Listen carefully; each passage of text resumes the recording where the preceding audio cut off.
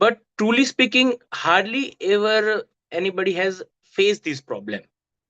And Hmm. actually, if somebody face this problem, then it becomes nightmare, and that person can't forget any single step or any single moment which Hmm.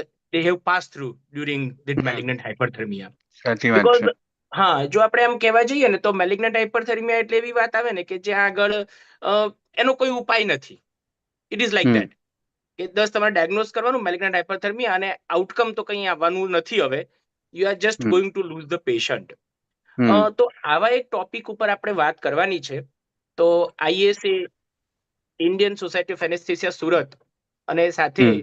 Gujarat state branch ISA, એના હમ. સહયોગથી આપણે આ એક વેબિનારનું આયોજન કર્યું છે. Yes.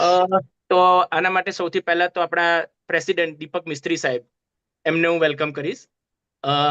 આપણા secretary Atul Gandhi સાહેબ પણ હાજર છે, આઈએસએ જીએસબી. તો welcome sir. Thank you. I also welcome Surat ISA president Dhruva Savani madam, જેમનું આ બ્રેઇન ચાઇલ્ડ સમજો કે જે કે એમની ઈચ્છા હતી કે આની ઉપર એક થવું જોઈએ, અને બહુ હમ. સારી રીતે કર્યું છે એમણે. અને હમ. સાથે સાથે અમારા જે એક્સપર્ટ પેનલિસ્ટ છે, હમ. એ છે આપણે દીપક મિસ્ત્રી સર છે, જે નડિયાદ મુલજીભાઈ ઇન્સ્ટિટ્યૂટમાં હેડ ઓફ ડિપાર્ટમેન્ટ તરીકે કામ કરે છે, અને સાહેબનો બહુ જ વાસ્ટ એક્સપિરિયન્સ છે. સાહેબ અત્યારે આઈએસએ ગુજરાત, તમે જેમ હમણાં કીધું એમ, પ્રેસિડેન્ટ તરીકે પણ અત્યારે કાર્યરત છે. એની સાથે doctor Ritesh Shah sir. Ritesh Shah sir આમ એનેસ્થેટિક, પણ પછી એમનો વધારે touch to the critical care, અને ક્રિટિકલ કેરમાં પણ સર બહુ જ સારું કામ કરી રહ્યા છે. અને કદાચ બરોડાના લોકો હોય ને તો એમને ખ્યાલ હોય કે રીતેશ સરનું એકેડેમિક એટલે બહુ જ પરફેક્ટ હોય. એમ તમને થિયોરિટિકલી કંઈ કન્ફ્યુઝન હોય તો તમે ટોટલી સર ઉપર રિલાય કરી શકો અને સરને પૂછી શકો. So we are really grateful. Welcome doctor Ritesh sir. And then also our third panelist is doctor Hetal Vadera sir. Hetal Vadera સરને આપણા સુરત વાળાઓએ તો વારંવાર 2-3 કોન્ફરન્સમાં બોલાયેલા છે, અને એ આપણા બહુ જાણીતા ચહેરા છે. અને હમ. સાહેબ આપણે જ્યારે પણ કીધું છે ત્યારે હાજર રહ્યા જ છે. અને so he is also as a expert. He's an excellent clinician. Excellent, yes, excellent clinician. So we are welcoming all three. સાથે સાથે કેમ છો ઈના મેડમ? વેલકમ. કેમ છો okay. Sir? Good evening ma'am. સાથે સાથે આપણું જે આનું આયોજન અને મેનેજમેન્ટ કરવાના છે અત્યારે, એ આપણા ડોક્ટર જયેશ ઠકરાર સર, જે જીસી મેમ્બર પણ છે અત્યારે ગુજરાતના, અને અત્યારે આપણે ઝૂમ મીટિંગને કોઓર્ડિનેટ એ જયેશ સર કરી રહ્યા છે. તો હું તમને બધાને જ વેલકમ કરું છું. હવે આજના આપણા જે presenter of the today are the doctor Garima and doctor Jayal Bhagat. Garima is exceptionally well anesthesiologist, freelance, she is doing freelancing practice. અને ડોક્ટર જયલ ભગત છે એ head of department UNM pediatric હોસ્પિટલમાં છે અહીંયા. અને they both are really very young, અને young એજમાં પણ એમણે બહુ સારું અચીવમેન્ટ ને કરેલું છે એમના ફિલ્ડમાં. So Garima is selected for the case presentation because Garima is one of the few anesthetic જે એક્સેપ્શનલી વેલ તો છે જ, પણ સાથે સાથે one of the few anesthetic કે જેણે મેલિગ્નન્ટ હાઇપરથર્મિયાનો કેસ ફેસ કર્યો છે. So really it is a very big deal. હું ફર્સ્ટ ઓફ ઓલ ધ્રુવા મેડમને રિક્વેસ્ટ કરીશ કે just explain to the audience regarding the what is the M of this webinar. Please madam. Good evening everyone, all dignitaries અને મારા colleague અને junior anesthesiologist. Thank you doctor Dhairya. આજે આપણે we all know that dentroline is available in Gujarat now at Baroda and at Rajkot. But we are lacking some awareness of this topic, as well as we don't know exactly if something goes wrong with any of our patient, then how will we approach exactly? We don't know exact malignant hyperthermia drill, and in what time we will get the dentroline, or how, whom to approach, what time exactly, what should be the schedule. So I want to make all the anesthesiologists to be aware of these things, so that we can be helpful to our patients. Thank you. Thank you, Dr. Hina Madam, Rekha Madam. Bansri Ma'am has also joined. Thank you, ma'am, all senior dignitaries. I would like to invite Dr. Deepak Mistry, sir, President GSB, to say a few words, and Dr. Atul, sir, also. Good evening, everybody. Our topic today is malignant hyperthermia, which is a very rare condition, but whenever it is there, it happens. It's a nightmare, as you said, and usually there were no remedies earlier days. This thing, dantrolene, was not available here, and people had to go for supportive therapy only. So availability of dantrolene makes it easier to handle this hyperthermia if at all it occurs. But there are a lot of other things which can mimic malignant hyperthermia, which we'll discuss later on. Let's proceed with the topic now. Atul, sir. Yeah. Good evening. Thank you very much.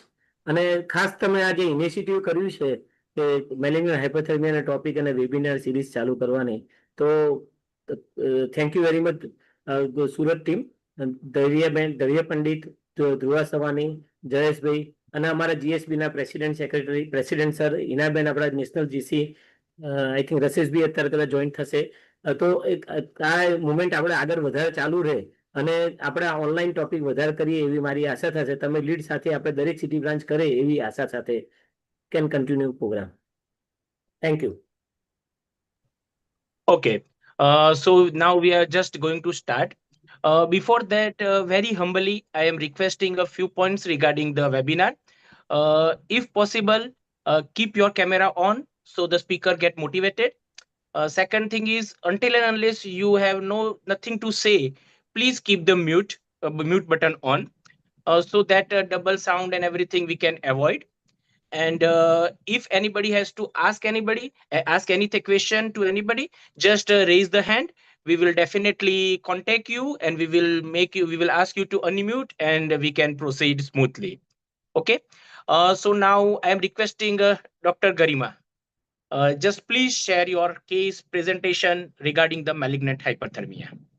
Garima. Good evening to all the respected dignitaries, the panelists, our moderators, and all the anesthesiologists who can hear me and my colleagues. And thank you so much, Dr. Dhruva ma'am and Dr. Dhairya sir, for this opportunity, allowing me to speak my experience, which was a nightmare. Thank you so much. I hope I'm audible clearly. Yes. If anyone could respond. Yeah. Okay. So Yeah, we can hear you properly. As Dr. Dhairya sir said, malignant hyperthermia, the most dreadful anesthetic complication, which is a nightmare for any anesthetic. When I faced, I really struggled and it was very difficult. So I would like to share my experience. I'll start with my PowerPoint presentation.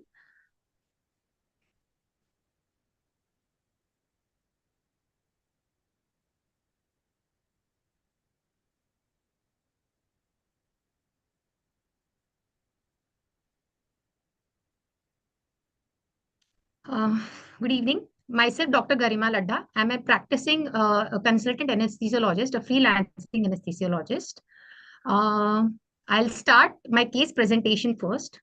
So I'm presenting a case of a 9-year-old boy who was being posted for tonsillectomy and adenectomy at a nursing home. When we started with our preoperative assessment. He had a complaint of mouth breathing, snoring, and recurrent throat pain since 2 to 3 months. But on examination and his history taking, there was no history of any pre-existing medical illnesses. No past or surgical history was present. There wasn't any significant family history or drug allergic history present. On examination, all the examination findings were normal, apart from the local examination suggesting of his Malampati grade 3 due to his enlarged tonsils, grade 3 enlarged tonsils. His general examination, local examination, systemic, everything turned out to be normal. Investigations were within the normal limit. So he was being graded under ASA grade 1 and was posted for the surgery with the plan of management being tonsillectomy and adenectomy under general anesthesia. When we were starting to post for the patient for the surgery, after thorough pre-operative checklist and his informed consent from his parents, we had taken the patient in the operation theater. The vitals, ECG, SpO2 and NIBP as available at the nursing home were being attached on the patient before the induction of anesthesia. Before induction, all his vitals were normal. He was pre-medicated with injection glycopyrrolate, midazolam, MSET, paracetamol, diclofenac, and Dexona as per his body weight. He was then induced after pre-oxygenation for 3 minutes with injection fentanyl, propofol, and succinylcholine as per his body weight doses. Oral intubation was done with endotracheal tube of size 5, but I would like to mention here that I had a bit difficulty while intubating due to muscle rigidity at the jaw, but it was accomplished then. Then the anesthesia was being maintained on oxygen, nitrous oxide, and isoflurane, and the loading dose of injection atracurium 10 milligrams IV stat was being given. Intraoperatively, his vitals were stable, but the surgeon had a continuous complaint of inadequate relaxation at the jaw while operating over the tonsils.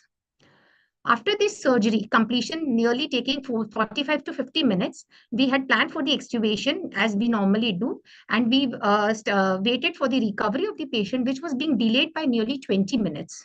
But when the reversal criteria as per the extubation were being available, as the reversal criteria were fulfilled, then we reversed the patient with neostigmine 1 milligrams IV and injection glycopyrrolate 0.054 milligrams IV stat. The patient was then extubated, but post-extubation, patient was agitated. Temperature on his vitals did not feel warm on palpation. His heart rate was approximately 120 to 130 beats per minute with normal blood pressure and saturation on the room air. Immediately after the surgery, the vitals were pretty normal, but then the scene developed. After 15 minutes post-extubation, patient developed hypothermia, tachycardia, and tachypnea with labored breathing. So we planned for re-intubation. I called for an help from my colleague anesthetist, and a pediatrician was called immediately at that moment. Before re-intubation, patient turned drowsy. His temperature had reached to 108 degrees of Fahrenheit approximately, with heart rate started rising from 120 beats per minute to eventually reaching 170 beats per minute. Re-intubation was then done with injection propofol 20 milligrams of IV, and after re-intubation, immediately the cooling measures were started with intravenous cold saline, and then tappet sponging was being done with ice water, turning his whole body naked. And immediately injection loxicart, injection hydrocot, and metoprolol being administered to the patient. The help had arrived, and an anesthetist and a pediatrician, as being called, had arrived. They assessed the patient. Post re-intubation, immediately long-acting muscle relaxant atracurium was re-administered, and patient was then ventilated with controlled ventilation. After all the assessment by the pediatrician and my fellow anesthetist, we decided to shift the patient to a higher center, a pediatric intensive care unit. So informing the patient's relative, and an informed consent was being taken. And then the patient was being shifted with the endotracheal tube in situ on mechanical ventilation into the pediatric ICU setup, where all the further measures were being taken. At the pediatric ICU, patient had an ICU stay of 7 to 8 days further, where he was investigated for all the further investigations and managed accordingly. He was being attended by a pediatric intensivist and a pediatric neurologist. The investigations suggested that his urine myoglobin levels were elevated. Urine myoglobin was present, and his CPK levels were elevated. So we came to a common thought of provisional diagnosis of malignant hyperthermia then. Patient relatives were being approached, so we struggled to find antroline, and after multiple calls that day, we found it was available at Bengaluru. We had a consult with the patient's relatives, but due to financial issues, they denied for that. And so patient succumbed to death after nearly 7 to 8 days due to renal failure. This was a whole nightmare for me that time. And this all happened when it was all a COVID scene going on. So from our case, now I would like to define you what is malignant hyperthermia. Malignant hyperthermia is a pharmacogenetic disorder which mainly presents with a hypermetabolic response to certain anesthetic agents, which results in turn, increased carbon dioxide production, oxygen consumption, fever, tachycardia, tachypnea, acidosis, hyperkalemia, myoglobinuria, increased CPK levels, further leading to cyanosis and death of the patient. Now, what is the basic history of malignant hyperthermia? In 1960s, there was a critical worldwide insight. Denborough and Lowell had a patient who had come with an Australian patient who had come with an open leg fracture. And he was very anxious of taking anesthesia because he had an history of 10 of his relatives who had died during anesthesia. They planned they started with halothane anesthesia because halothane was a discovery those days, as per the history suggests. They started with halothane. They had the MH symptoms developed, so they stopped immediately. They controlled with the rest measures and then shifted with the spinal anesthesia and completed the patient surgery. In 1966, Hall reported on MH induced by halothane and succinylcholine in swines. In 1975, Harrison described the efficacy of dantrolene, the only antidote, in preventing and treating porcine MH, which was then further confirmed that it is effective in humans as well. What is the incidence of malignant hyperthermia? It is found that almost 1 in 3,000 individuals have genetic abnormalities of malignant hyperthermia. And amongst that, those posted for anesthesia, pediatrics, very common. 1 in 12,000 patients posted for pediatric surgeries of anesthesia may end up with MH crisis. In adult anesthesia, it is 1 in 50,000 to 1 in 1 lakh, with geographical distribution being more prevalent in United States, especially Wisconsin, California, Florida, Canada. And amongst these, 2/3 of the susceptible patients manifest this syndrome during their first anesthesia exposure. What is the genetic? Sorry. ये કર્યું જ નહોતું મેં એટલે. So should I pause? No, continue. Okay. So what is the genetic abnormality of malignant hyperthermia? It has been said most common cause is basically autosomal dominant inheritance, but heterogeneity lies. There can be many variations. Many in adults, in humans, it is autosomal dominant being most common. And the gene which is most responsible for MH is located on our chromosome 19, long arm of chromosome 19, that is 19q13.2. which is also the genetic coding site for the ryanodine receptor, the RYR1 receptor, and DHPR receptor, that is dihydropeptidine receptors of the skeletal muscle sarcoplasmic reticulum.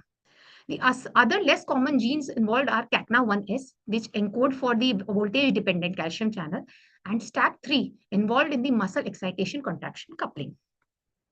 Now, the pathophysiology of MH. I would like to explain this. Basically, normally a nerve impulse travels through the nerve terminal. When it reaches to the nerve terminal, it activates the voltage-gated calcium channels at the nerve terminals, which causes the calcium influx at the nerve terminals, causing the acetylcholine release. This acetylcholine released causes, it goes and binds to the voltage-gated sodium channels, cation channels on the muscle membrane, activating an action potential there, which traverses through the voltage-gated calcium channels, activating those and causing the calcium influx in the sarcoplasmic reticulum. Now, in the genetic abnormality in the RYR1 gene and DHPR gene, the DHPR receptor, the genetic abnormality, it causes an increased calcium concentration within the muscle cells in the sarcoplasmic reticulum, which causes the muscle fibers to contract. And this generates a lot of heat, which may result in metabolic acidosis. This excessive contraction causes an ATP depletion also. The muscle membrane integrity is compromised, leading to hyperkalemia and rhabdomyolysis. So the most common features which present in MH, the hyperthermia and the muscle rigidity, is due to its pathophysiology. Hyperthermia because of the ATP depletion, continuous consumption of the ATP causing an heat release, and the muscle rigidity because of continuous calcium influx, no efflux being going on, leading to continuous contraction over the muscle, causing the muscle rigidity. Now, what are the triggering agents which we need to prevent? All the halogenated inhaled anesthetics are responsible for creating malignant hyperthermia. That is halothane, enflurane, isoflurane, sevoflurane, desflurane, and succinylcholine, that is depolarizing muscle relaxant. So we need to keep that in mind. The non-triggering agents are barbiturates, opioids, propofol, benzodiazepines, nitrous oxide, anticholinergics, anticholinesterase, local anesthetics, sympathomimetics are non-depolarizing muscle relaxants. Those are all non-triggering agents which can be used in the susceptible patients, the patients which we are suspecting. What are the signs of malignant hyperthermia? The signs of malignant hyperthermia, which pretty helps us know if patient has landed up in an MH crisis, are tachycardia, tachypnea, arterial hypoxemia, hypocarbia, metabolic and respiratory acidosis, hyperkalemia, which may lead to cardiac arrhythmias, hypertension, skeletal muscle rigidity, most commonly masseter muscle spasm, which has been noted, increased body temperature, increased CPK levels, 20,000 international units. This masseter spasm was the one which I suspected in my case, which if I have known that, but 30% of the individuals land up with masseter spasm, so it was been not noticed that time. Diagnostic signs of malignant hyperthermia. As we discussed in the signs, these all help us in diagnosing the MH crisis. As mentioned earlier, the same ones. With rising in the end tidal carbon dioxide concentration being the most important one. This was not present at the nursing home at that moment of time, but my surgeon was very helpful. Later on, immediately we landed up having an ETCO2 monitoring the next day once we landed up with this crisis. Now, how will we investigate a patient with MH crisis? We'll start with arterial blood gas analysis immediately, which may suggest arterial hypoxemia, hypercarbia with PaCO2 levels of more than 60 millimeters of mercury. End tidal carbon dioxide is also raised. Metabolic acidosis with pH levels of less than 7.25 and a base deficit of more than 8 milliequivalents per liter. Electrolytes abnormalities are present, hyperkalemia being more common with more than 6 milliequivalents per liter of potassium levels. Raised transaminase enzymes. CPK levels are markedly elevated because of the continuous muscle contractions, being more than 20,000 international units. So plasma and urine myoglobins are elevated, which may cause rhabdomyolysis, which may in turn cause AKI. So there is a deranged RFT levels may also be present. So what is the treatment of MH? As we know, dantrolene, the only available antidote for treating an MH, malignant hyperthermia crisis, is very important, and we need to keep it available with us. Apart from dantrolene, we need to treat the other measures involving hyperkalemia, hyperventilation, and cooling, keeping the target to not more than 38 degrees Celsius. Regarding dantrolene, which is a muscle relaxant itself, it will be discussed by my colleague, Dr. Jayal Bhagat, in the next presentation. So I'm not emphasizing this more. This is the most important slide, the emergency management of malignant hyperthermia. This is a national website. This is available on the website of Malignant Hyperthermia Association of United States with their hotline number present. This is the criteria which they follow in their website. This involves call for help and immediately informing a surgeon and the circulator. A circulatory nurse is always available there for an MH, which brings the MH card immediately. And surgeon has been informed to stop the surgery immediately. Stop the delivery of all the inhaled anesthetics, anesthetic agents. Nitrous oxide is completely safe, so we can continue with that. And replace activated charcoal filters over the inspiratory and expiratory limbs, both, to provide further stopping the inhaled anesthetic gases there. Convert into TIVA anesthesia immediately. Request for the MH cart into the OR. And administer dantrolene sodium 2.5 milligram per kg IV rapidly as initial loading dose. Certain places the dosages have been changing from 1 to 2 milligram per kg, 2.5 milligram per kgs. Repeat dose every 3 to 5 minutes until all the signs and symptoms of MH have ablated. We can extend up to 10 milligrams per kg of the dose of dantrolene. Hyperventilate the patient with 100% of O2 at 10 liters per minute to flush the volatile anesthetics and lower the EtCO2 levels. Cool the patient to 37 to 38 degrees by ice packs, continuous infusion of cold salines, and start the supportive therapy for hyperkalemia, acidosis, rhabdomyolysis, and acute myoglobinuric renal failure. Hyperkalemia, which I'll be discussing in detail later on. And follow the markers, the EtCO2 levels, electrolyte levels, ABG levels, CK levels, serum myoglobin, the core temperature, urine output, and coagulation profile for the continuous assessment of that patient, and then transfer the patient to the ICU once stable.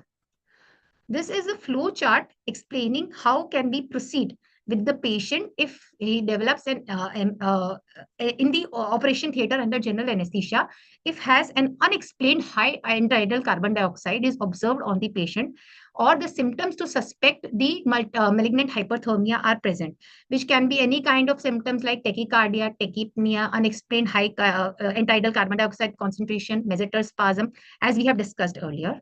So we need to move towards the treatment. The treatment involves B and D, as you can see, it has been mentioned. B involves the earliest measures which we need to take, which we need to execute immediately. That involves declare an emergency and discontinue all the triggering agents which we have, switch over to intravenous anesthetics and assemble a team and request to halt the surgery and hyperventilate the patient with 100% oxygen. And then if there is still an EtCO2 rising despite hyperventilation, then we can further move forward to the dantrolene sodium, assessing if the body temperature is continuously rising. Dantrolene sodium can be given as per the dose 1 milligrams per kg, and the rest formulation will be mentioned further. The D mentioned involves a secure and arterial line immediately. Is the body temperature is rising continuously, so we have to cool the body temperature with lines and with the bear hugger, and we can start hyperventilating the patient further. And the recommended blood tests we need to do for this patient involves all the investigations which I have mentioned earlier. So in detail, coming up to the measures which we need to take apart from dantrolene sodium, discontinuation, as I mentioned, long-acting NDMR to be administered to the patient immediately. If hyperkalemia is present, then treat the patient with injection calcium chloride 10 milligram per kg or calcium gluconate 10 to 50 milligram per kg for life-threatening hyperkalemia. Sodium bicarbonate for acidosis in a dose of 1 to 2 milliequivalents per kg IV. Glucose insulin drip to be started for hyperkalemia in pediatric patients at a dose of 0.1 units regular insulin per kg IV and 2 ml per kg of 25% dextrose.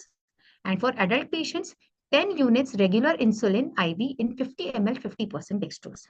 And we need to keep checking the glucose levels regularly. If there is refractory hyperkalemia, then we can use beta agonists. We can shift the patient to dialysis or even ECMO if the patient has landed into cardiac arrest. Treat the dysrhythmias with standard medications, and we need to avoid the calcium channel blockers to further increase the MH crisis levels. Refrigerated cold salines of minimum 3 liters for IV cooling is required. So this is the MH cart which I had mentioned, which is to be kept available in all the institutes. It involves the drugs, the medications, in what quantity is being mentioned here. The medications involving dantrolene to be available in the full dose of up to 10 milligrams per kg. The two which have been mentioned are dantrium and Ryanodex, which are available universally. So 36 vials of that and Ryanodex 3 vials. Sterile water, 100 ml vials to be available, not bags, to avoid accidental administration of large volume hypotonic solutions. Refrigerated salines of minimum 3 liters. Sodium bicarbonate 50 ml 4 ampules. Dextrose 50% and regular insulin. Regular insulin 100 mics per ml 1 vial, calcium chloride 10% 2 vials, 10 ml 2 ampules, and lidocaine 2%. The supplies which should be there in the MH cart include charcoal filters, the 2 pairs, disposable cold packs, Foley's catheter, clear plastic bags for ice, IV, arterial and central lines, and temperature for the core temperature monitoring. Now, what are the complications may land up in a patient of MH? DIC is pretty very dreadful. Disseminated intravascular coagulations do occur due to continuous muscle breakdown, pulmonary edema, acute renal failure because of rhabdomyolysis, CNS damage presenting as blindness, seizures, paralysis, or may end up into coma. Serious manifestations in presenting as arrhythmias due to hyperkalemia. So how can we treat a susceptible patient if he is being posted for MH? Prophylactic use of dantrolene is being suggested in susceptible patients, but how much it is effective, we pretty don't know. And oral formulations are also available for the dantrolene sodium. Anesthesia machine preparation, which is most important for us if the patient susceptible or being suspected is being posted for MH. Flush the machine with disabling the vaporizer to be removed, and with a flow of 10 liters per minute, greater flow for at least 20 minutes. If charcoal filters are available, we can prepare the machine in the lesser time. A new breathing circuit to be used to ventilate the patient. Replace the soda lime, a completely new soda lime to be used. And using non-triggering agents will definitely help in preventing MH crisis in suspected patients. How can we diagnose susceptible individuals? This is very, very important. If we are suspecting, the laboratory investigations involved, it has been suggested that 70% of the susceptible patients have elevated baseline CPK levels. And their electromyographic studies are also positive in nearly 50% of the patients. A caffeine halothane contracture test, the in vitro contracture test, is the most important test which helps to diagnose such patients with a sensitivity of nearly 97%, and which a muscle biopsy is being taken under local anesthesia and is being bathed in the solution containing both caffeine and halothane. And the next is genetic testing for the RYR1 mutation, which can be done to diagnose those patients. Now, what is the differentiated diagnosis for malignant hyperthermia? This is very important as we need to differentiate malignant hyperthermia from the rest diagnostic patients. This may confuse us. The differential diagnosis involves neuroleptic malignant syndrome, thyrotoxic crisis, heat stroke, serotonin syndrome, pheochromocytoma, patients with any form of myotonia like hypokalemic periodic paralysis, Duchenne's, or muscular dystrophy. This is a chart which shows the differential diagnosis syndrome. The causes, as we know, for malignant hyperthermia are the triggering agents, the anesthetic triggering agents, as we have learned. In neuroleptic malignant syndrome, the certain antipsychotic drugs like haloperidol, flufenazine, clozapine, risperidone, certain antiemetics like metoclopramide may potentiate the neuroleptic malignant syndrome. Serotonin syndrome with the serotonergic drugs like SSRI or inhibitors, escitalopram, antidepressant drugs may phoresis, tachycardia, and hypertension. Clinical presentation is in MH patients, hypercapnia is present with raised EtCO2 and PaCO2 levels, whereas in NMS, hyporeflexia led followed by maximum myoglobinuria. In serotonin syndrome, there is hyperreflexia, neuromuscular hyperactivity like clonus, ataxia, or tremors may be present. Timing to develop an MH is in minutes to hours. An MH crisis may occur. Neuroleptic malignant syndrome may take nearly days, and serotonin syndrome also takes some hours to develop. Treatment for MH, as we know, it is dantrolene and only dantrolene, apart from the rest corrective measures. For neuroleptic malignant syndrome, even bromocriptine is very important, as it is basically a dopamine and antagonist drugs which are creating. So bromocriptine is primarily the drug of choice. Serotonin syndrome, cyproheptadine is very effective. Now, references, I would like to say I have collected all the data from the Malignant Hyperthermia Association of United States and European Society of Malignant Hyperthermia. Even there is a website of our National Institute of Health, which has got pretty many abstracts on this. And the treatment protocol is as per MHAUS. Thank you. Thank you. Thank you very much, Garima. Very clear, confident, and informative presentation you have already given. And let me tell you, other than the content, it is really need a guts to share that one of your nightmare experience with others. And I would like to share with everybody that whatever the data and the event which Garima has told, it has she has kept it as it is. There is a no manipulation or modification is there done in the data, so we can get an actual idea what is going on. Okay, now I will request Dr. Jayal Bhagat, who is HOD at UNM Hospital, just concisely tell us something about the dentroline, basic thing about dentroline. So then we can go to our panelist and discuss about this disease in detail. Good evening, everyone, and good evening to all the respected dignitaries. And I would like to thank Dr. Dhruva ma'am and Dr. Derya Pandit sir for giving me this opportunity to present this.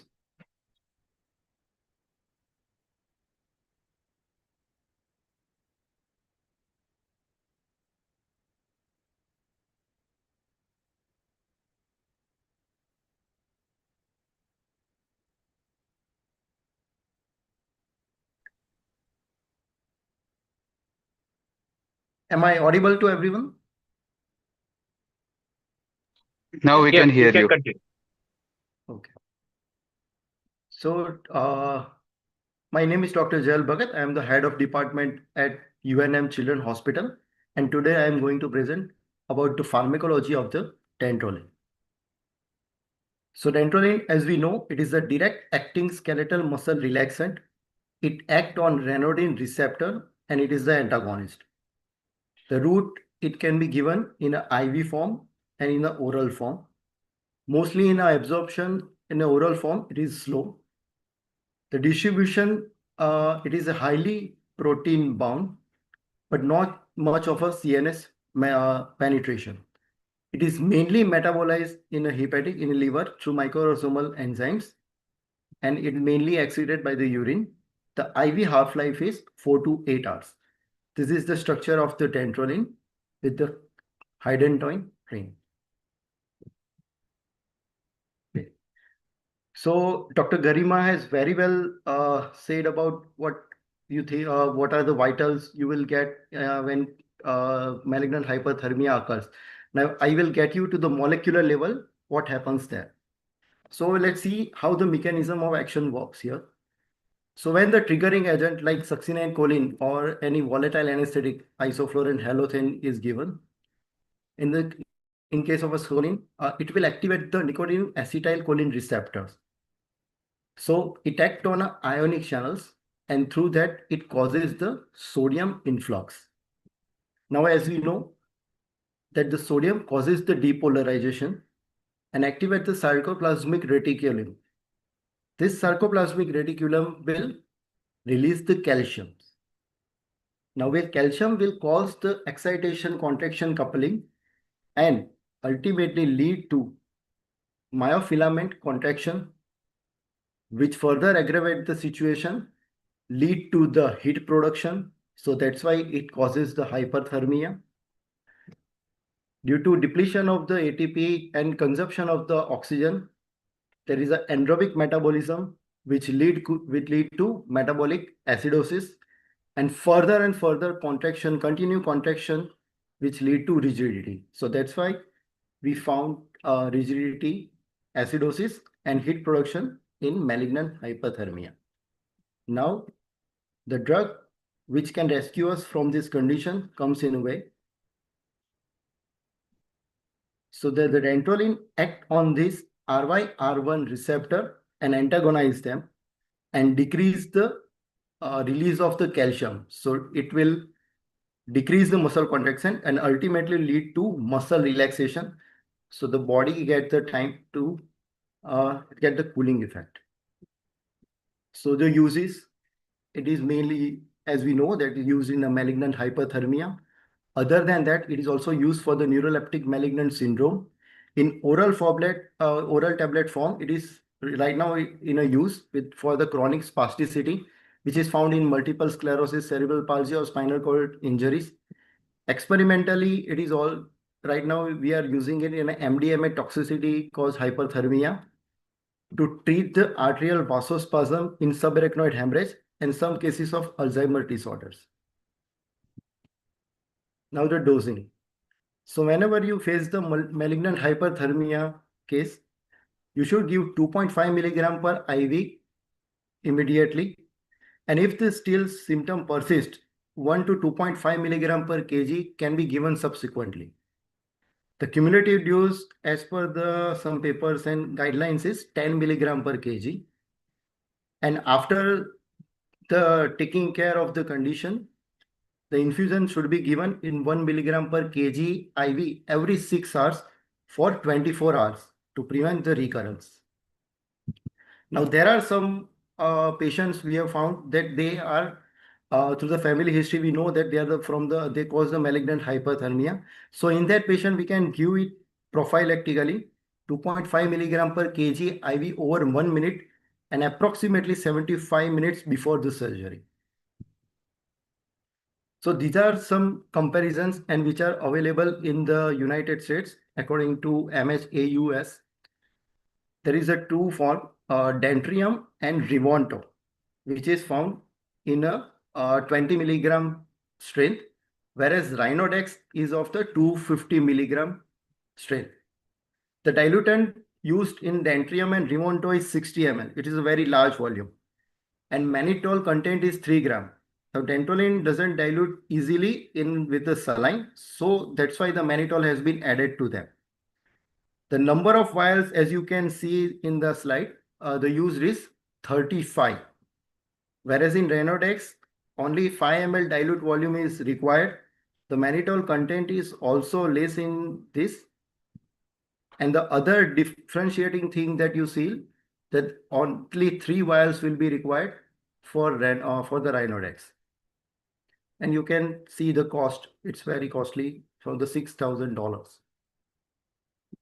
Now the adverse effects. Obviously, it causes the muscle relaxation, so it can lead to skeletal muscle weakness. But there are some effects on the smooth muscle too that can lead to respiratory muscle weakness and which lead to dyspnea, decreased inspiratory capacity. In long-term cases like in chronic spasticity, we give the oral format and it is mainly metabolized in liver, so it leads to the hepatotoxicity. In that case, we have to discontinue the medication for some time. Contraindications. As such, for the IV use, there is no contraindication. It is FDA approved pregnancy category C drug. So even if you come across a pregnant patient with the malignant hyperthermia, you can give dantrolene. But for the oral uses, if the patient is suffering from hepatic disorder like cirrhosis, hepatitis B infection, then you should be cautious about that. Thank you. Thank you. Thank you very much, Jael, regarding this information about the dentrolene. Because everybody knows like we have to use the dentrolene, but actually how it works, it is nicely explained by you. Now I will request Dhruva madam to get the elixir from our panelist to your experience and how the practically these things happen and what should be done, because theoretically what can be done, what are the criteria and everything, it is explained by the Garima. So please, Dhruva madam, uh, you can ask some questions to our panelist. Meanwhile, from the audience, if anybody has any question, they can just raise or write down in the comment. We will that include in our questionnaires. Over to Dhruva madam, please. Thank you, Dhairya. Very nice presentation by Garima and Jael. I think mechanism તો બધાને learn બી થઈ જાય એટલી સરસ રીતે explain કરી જાયેલે. Thank you. Now, sir, Hetal sir ને બધા જ છે ને? Dr. Ritesh? Yes, I am there. Yeah, Dr. Ritesh is also there, I think. Yes, yes. Yes, sir. Mistry sir bhi છે. Yes. Okay. So, I think પહેલો question મારો એવો રહેશે, મિસ્ત્રી સર, કે if same incidents can occur in periphery where they don't have anything with them, just boils ઉપર કદાચ case કરાવતા હોય અને Exact. masseter spasm કે એવું કંઈ એમને ફીલ થયું, ટેમ્પરેચર ઇન્ટ્રાઓપ જ રાઇઝ થયું, તો in that case intraoperatively what measure they can start, and અગર એ સેમ વસ્તુ પોસ્ટ ઓપરેટિવ થઈ તો what measures they can, higher centre shift કરવું એ તો બધા પાસે ઓપ્શન છે જ, પણ મીન ગોલ્ડન અવર્સ ની અંદર શું કરી શકે anaesthetist? Please sir. Usually what happens is there would be tachycardia. Patient would be on a controlled ventilation. So rising it is CO2, you can control with hyperventilation. Over and above that, patient will have less urine output because of myoglobinuria as well as. So it is maintained at output should be maintained at 1 or 2 ml per kilogram body weight at every hour. That's one of the protocols. Second thing is for that we can give mannitol and furosemide. Mannitol should be given almost 1 to 2 gram per kilogram body weight over half an hour, and furosemide. Plus, patient may be losing lot of heat, lot of fluid in the compartment. So we have to maintain hydration. In a peripheral center, to treat hyperthermia would be a little tricky because ice packing and everything we can manage. But if it is really malignant hyperthermia, that becomes difficult for anybody to handle. Hyperkalemia can anytime can lead to arrest. If cardiac arrest occurs, you're stuck. So again, one more challenge is there, sort of CPR. Yes, sir. I have seen 2 or 3 such cases where it was not malignant hyperthermia. Can I proceed? Yes, sir. Please. We had one case of renal stone. During surgery, nothing happened. After the surgery, patient's heart rate started racing and it went to almost 140 and 160 with rising temperature, but that was around 100, 101. So sepsis was the diagnosis, and thereafter patient went into pulmonary edema in no time because of tachycardia and tachypnea, and we had to maintain ventilation for almost more than 2 weeks. Meanwhile, patient had all symptoms, signs of septicemia, which was treated. Patient developed a DIC, and after 2 weeks, patient recovered of everything. But that was sepsis. It was not hyperthermia. Malignant hyperthermia was not there. So this was one of the cases I have seen. And patient went home. Patient was from Surat only. Great, sir. Patient was in my hospital for almost 17, 18 days. At the end of ventilation and during recovery, she had muscular weakness, but she recovered and she went home.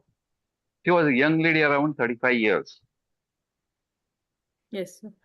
Okay. Another case which happened in my theater at a private hospital, which was done under spinal.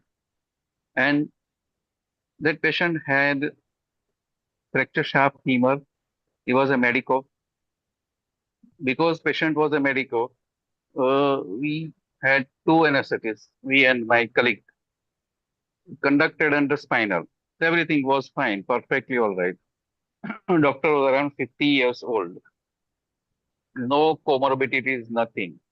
Surgery was going on. After passing the wire from the trochanter into the femoral shaft, he started reaming, and after reaming started, within 15 minutes, patient's heart rate went from 70 to 90 to 110, 130, and to 170 with hypoxia, rising hypoxia.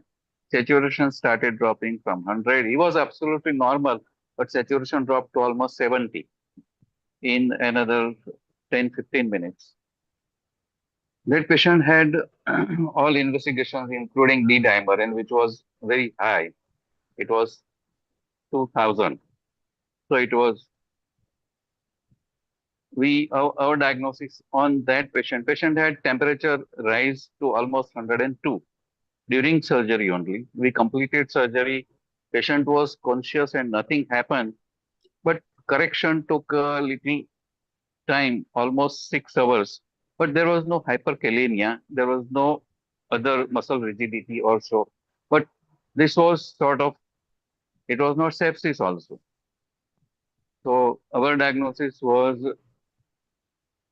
multiple microemboli from humoral reaming, because during reaming, there was a shower of bone marrow and everything that went to the IVC and pulmonary artery and pulmonary bed. So that led to a hypoxia. And over a time, we had given low molecular weight heparin and proper antibiotic, and supportive management was done. He was not intubated, not ventilated, only spinal, completed the surgery. And by 4 to 6 hours, he was quite okay and settled. So this was high temperature, tachypnea, hypoxia, and tachycardia. Okay, sir. So that was a different situation, not mimicking hyperthermia, but such a case we recorded. It was under spinal only, not GI. That's Ma'am, can I share my experience? yes, sir. Please. Yeah. Ketal bhai. Yes, sir. So we had a case in Vocard Hospital. I'm in Sterling Hospital, but this case happened in Vocard Hospital. So as Madam said, in peripheral centers, but right now all Indian centers are peripheral centers. Recently only some of the centers have purchased a few vials of denturin, like 1 or 2 vials, but it is not sufficient, as we have seen in the dosage guideline. It is not sufficient to treat malignant hyperthermia. So all are peripheral centers. So anywhere we are, either be it in Surat or be it in Ahmedabad or be it in Rajkot, we have to treat like a peripheral center only. So we had a case of malignant hyperthermia in Vocard Hospital, I think 12, 13 years back. Patient was young patient and he was for some plastic surgery. After induction of anesthesia, this case was presented by them, so I remember the history, proper history. Patient first symptom detected was hypercarbia, so it was detected on rising EtCO2. So as Garima said, most important thing is in every operation theater where we give GI, EtCO2 is must. So patient's EtCO2 started rising. It went from 40 to 50 to 60, and it went up to 80, 90, 100. So it really rise rapidly. They observed that there was stiffness in muscle, there was hyperthermia. They treated it with cold saline, then ice sponging and ice packing. They tried everything, like treated acidosis with bicarbonate, treated arrhythmia. Once patient was in cardiac arrest, they gave CPR, they gave shocks, but nothing worked. The patient died within one or 2 hours. So in a real case of malignant hyperthermia, it doesn't give too much of time to us. Patient deteriorate rapidly. This patient was roughly 22-year-old. Then patients relative were advised to undergo investigation for malignant hyperthermia and gene studies. I don't know whether they went for it, but it is really a challenging situation. Even if you have 1 or 2 vial, it is difficult to treat.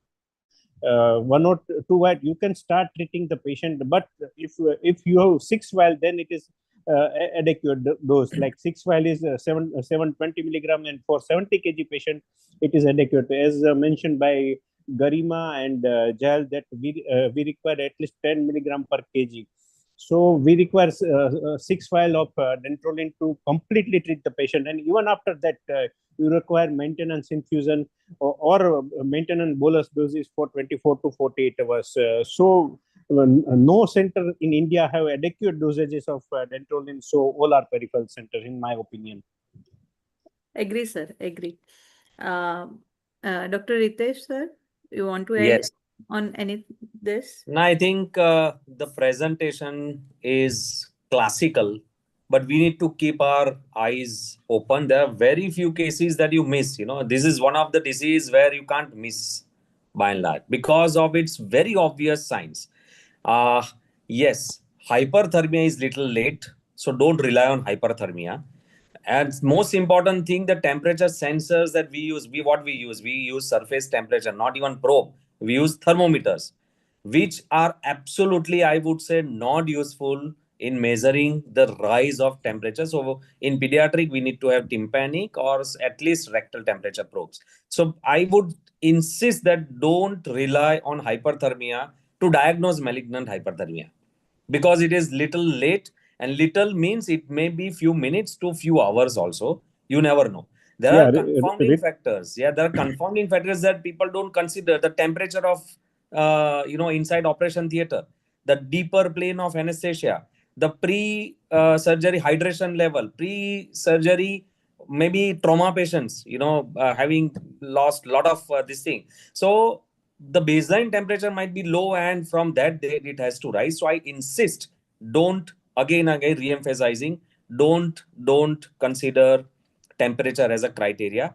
Unexplained tachycardia, anyway we see multipara, unexplained tachycardia. Now from that you can see whether it is hypoxia or whether it is hypercarbia. This is the thing where you deviate your diagnosis. If there is hypoxia in malignant hyperthermia, hypoxia do not occur until unless secondary reasons like post-cardiac arrest or secondary cardiac issue or something like that.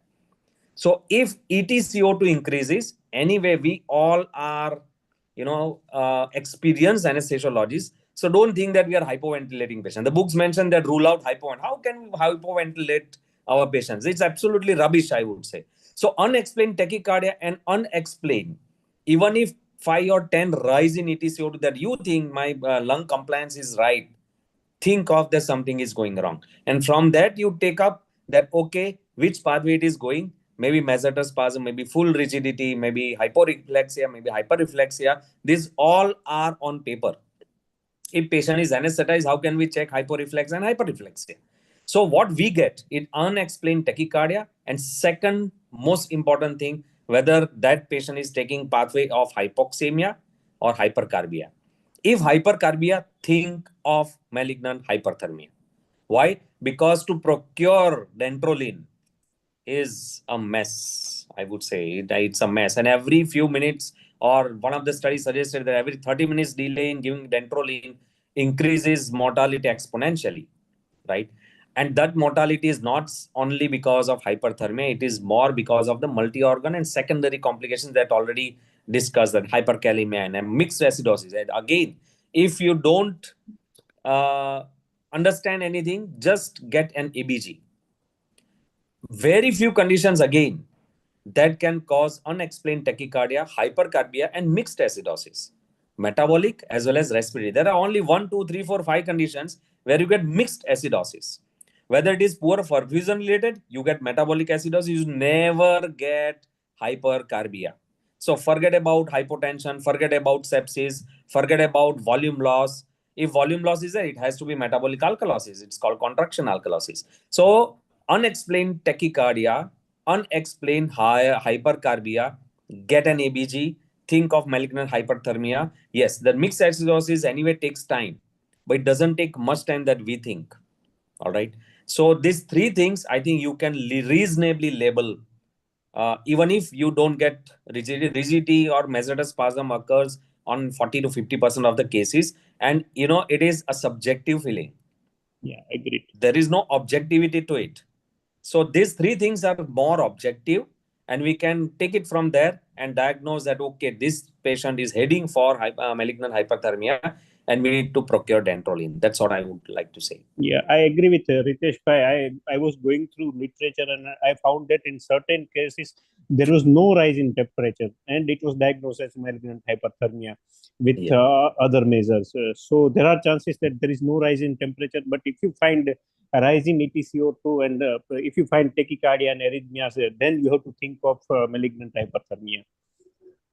Great. Thank So you. in one of the discussions, I think I had earlier, maybe 5 years back, one of the panel discussions regarding, it's kind of fever syndrome, and one of the thing came up with malignant hyperthermia. If you ask me, we should change the terminology. Yeah, true. We should change the terminology. Why malignant hyperthermia when it is not classical? All right. You can label anything else but malignant hyperthermia. And mind well, again, I'm insisting, patient is on operating table. Yes. Right. Yes. Uh, Our so, first, I think, first with, take-home message is clear from them that Dr. Dhairya wanted to say something. yeah. Yes, sir. So some of our friends have asked also the same question. If in the previous case presented by the Garima, when you feel there is some spasm of the masseter and there is some tachycardia, so at that time, if you start taking a precaution to avoid the hyperthermia in a patient, so because here you have to buy the time, because from anywhere in the dantrolene it will take 4 to 5 hours at least minimum. If you are lucky enough, then at least 4 to 5 hours it will take for you to take. So those things, like when we have to act fast. And the second important thing which I get a message is that like any role of cardioplegic drugs or ECMO. Yes, that's. I would be more than happy if any patient. See, અત્યારે તો આપને ડેન્ટ્રોલિન જે doctor ગરિમાએ કીધું, પેશન્ટને 9-year-old boy consented, parents consented, because of financial crisis we cannot have dantrolene. What about ECMO? Right. So there are certain case reports. Extracorporeal therapy is the key whenever patient is heading or already suffered cardiac arrest. Okay. And you can reasonably control temperature. That's the beauty of extracorporeal, because you're taking, the whole blood volume out. So it not only will it cure or I would say control or temporarily manage hyperthermia, but other complications. If you can club it with dialysis, so it can have cardiac support. You can do VA ECMO, you can do VAV ECMO. So loads of kind of advantages of ECMO. Unfortunately, we don't have dantrolene, but we have ECMO available. Exactly. Yes, exactly. Exactly. So it should not be like this. It should not be. Dantrolene comes under essential products. It's an emergency drug. But unfortunately, but fortunately in Gujarat, now we have, with the help of, our own colleagues, we got this dantrolene available. Yes, sir. Great. Thoda, isn't it? It is available in Vadodara. Yes. So, So our Indian Society of Critical Care Medicine, Vadodara branch is also an associated with it. Should we emphasize one thing? Sorry. Hello. Yes, sir. Yes, sir, please. Okay. Temperature measurement, we don't have, every theater doesn't have a temperature probe or so. Would you recommend esophageal temperature probe? Sir, rectal hoy toy bau છે. ચાલે. Rectal hoy toy bau છે. Because esophageal temperature probe is more expensive. Yes. Okay. Yes, sir. One more, I think, question there, that if oral tablet is available, can we give it through RT? I would split this question two way, that if I found a masseter spasm while I have given scoline, then prior can one give, or after, if dantrolene is at Baroda and incidents happen at Surat, then can someone try this? Has it any advantage, or false rely can be done on the same, or a susceptible person can be given, or we can keep ready this oral tablet which is available? But when the patient is susceptible, should we go for relaxant and inhalation? No. In susceptible, Guideline is for only TIVA, and we should not use a regular anesthesia machine as well. susceptible Which in we the are- sense that I have yes. sensed masseter spasm when I have induced. Then we have to discontinue spot. Of course. But We cannot proceed the for question anything is, and just sir, the question is that at this time, while I am thinking that patient is now affordable also, patient is ready to have dantrolene, but dantrolene is far. It will come in few hours. Can one Yeah. try with oral tablet or so? Yeah. Ma'am, Yeah. Ritesh, Yes, you want to Ethel. answer it? Yeah, you No, can please, tell. Ethel, go ahead. Yeah, ma'am, I also search this thing on Google, and I check all the literature, but there is no report of effectiveness of oral dantrolene through RT. So I don't think it will help much when it happens. Regarding masseter spasm, all masseter spasms are not malignant hyperthermia. We face masseter spasm in many pediatric cases during induction. So masseter spasm is rarely malignant hyperthermia. So we cannot treat all masseter spasm as malignant hyperthermia. If it is if patient is recovering from masseter spasm within 1 or 2 minutes, then most of the times it is scoline-induced masseter spasm, and it will go away. We don't need to worry about malignant hyperthermia in all these cases. We have to look for, as Dr. Ritesh said, we have to look for tachycardia, hypercardia, and all those things. If it happens, then we have to think about malignant hyperthermia. So very clear-cut message: no role of prophylactic or tablet-related treatment of by dantrolene. Very clear-cut, no role. Perfect. Yeah. Perfect. Great. Right. Yes. And as you said, we should have blood gas analysis as early as possible. Yeah, that's true, sir. When you suspect something. Yes, sir. And yeah, please, madam. No, continue, please. So, sir, there is one more question was that, this malignant hyperthermia, severity of malignant hyperthermia is a dose dependent. Like if I use a 25 milligrams choline in a patient, or I have 100 milligrams choline. So first of all, it is a dose dependent, yes or no? And the second thing is that after exposure, within how much time malignant hyperthermia can develop? Perfect. Few minutes, right? 2 hours. Number two, it or as early as few minutes. That's what even it can occur even a few hours later, even after extubation also. Yes. As in that case, right? Yeah. And dose dependent, I would rather counter question. No, I would counter question that what would be you giving dose? Is the dose range of succinylcholine 25 to 100 milligram? No. It is a one-time dose. It is one-time dose, isn't it? So it is a susceptible. Please understand. It is like idiosyncratic reaction. Whether you give 1 milligram, whether you give 100 milligram, it happens. It takes that pathway, and once it enters the pathway, it just triggers the pathway. For that, the dose dependency is not there. Yes. And moreover, I think it is idiosyncratic kind of reaction only. So if first time patient was safely out of a general anesthesia, and then also if he has some family history or something, the same person is again counted as susceptible only, or rather it is a one time exposed, so second time it is more chances of getting MH. There are reports it has happened in second or third or fourth surgery. So it is not like that it always happens while first exposures. So in the past history, if we have asked exposure of the general anesthesia, and if patients say yes, then also it will not rule out that. No, it doesn't rule out. So this is a very important point we have to always remember. Yes. But if So- there is positive history like sudden cardiac arrest or sudden rise in temperature after anesthesia, then we have to think of it. Okay. Okay. Sir. So let's conclude the MS susceptible patients for us, sir. Ritesh, sir, Yeah. please. Sorry.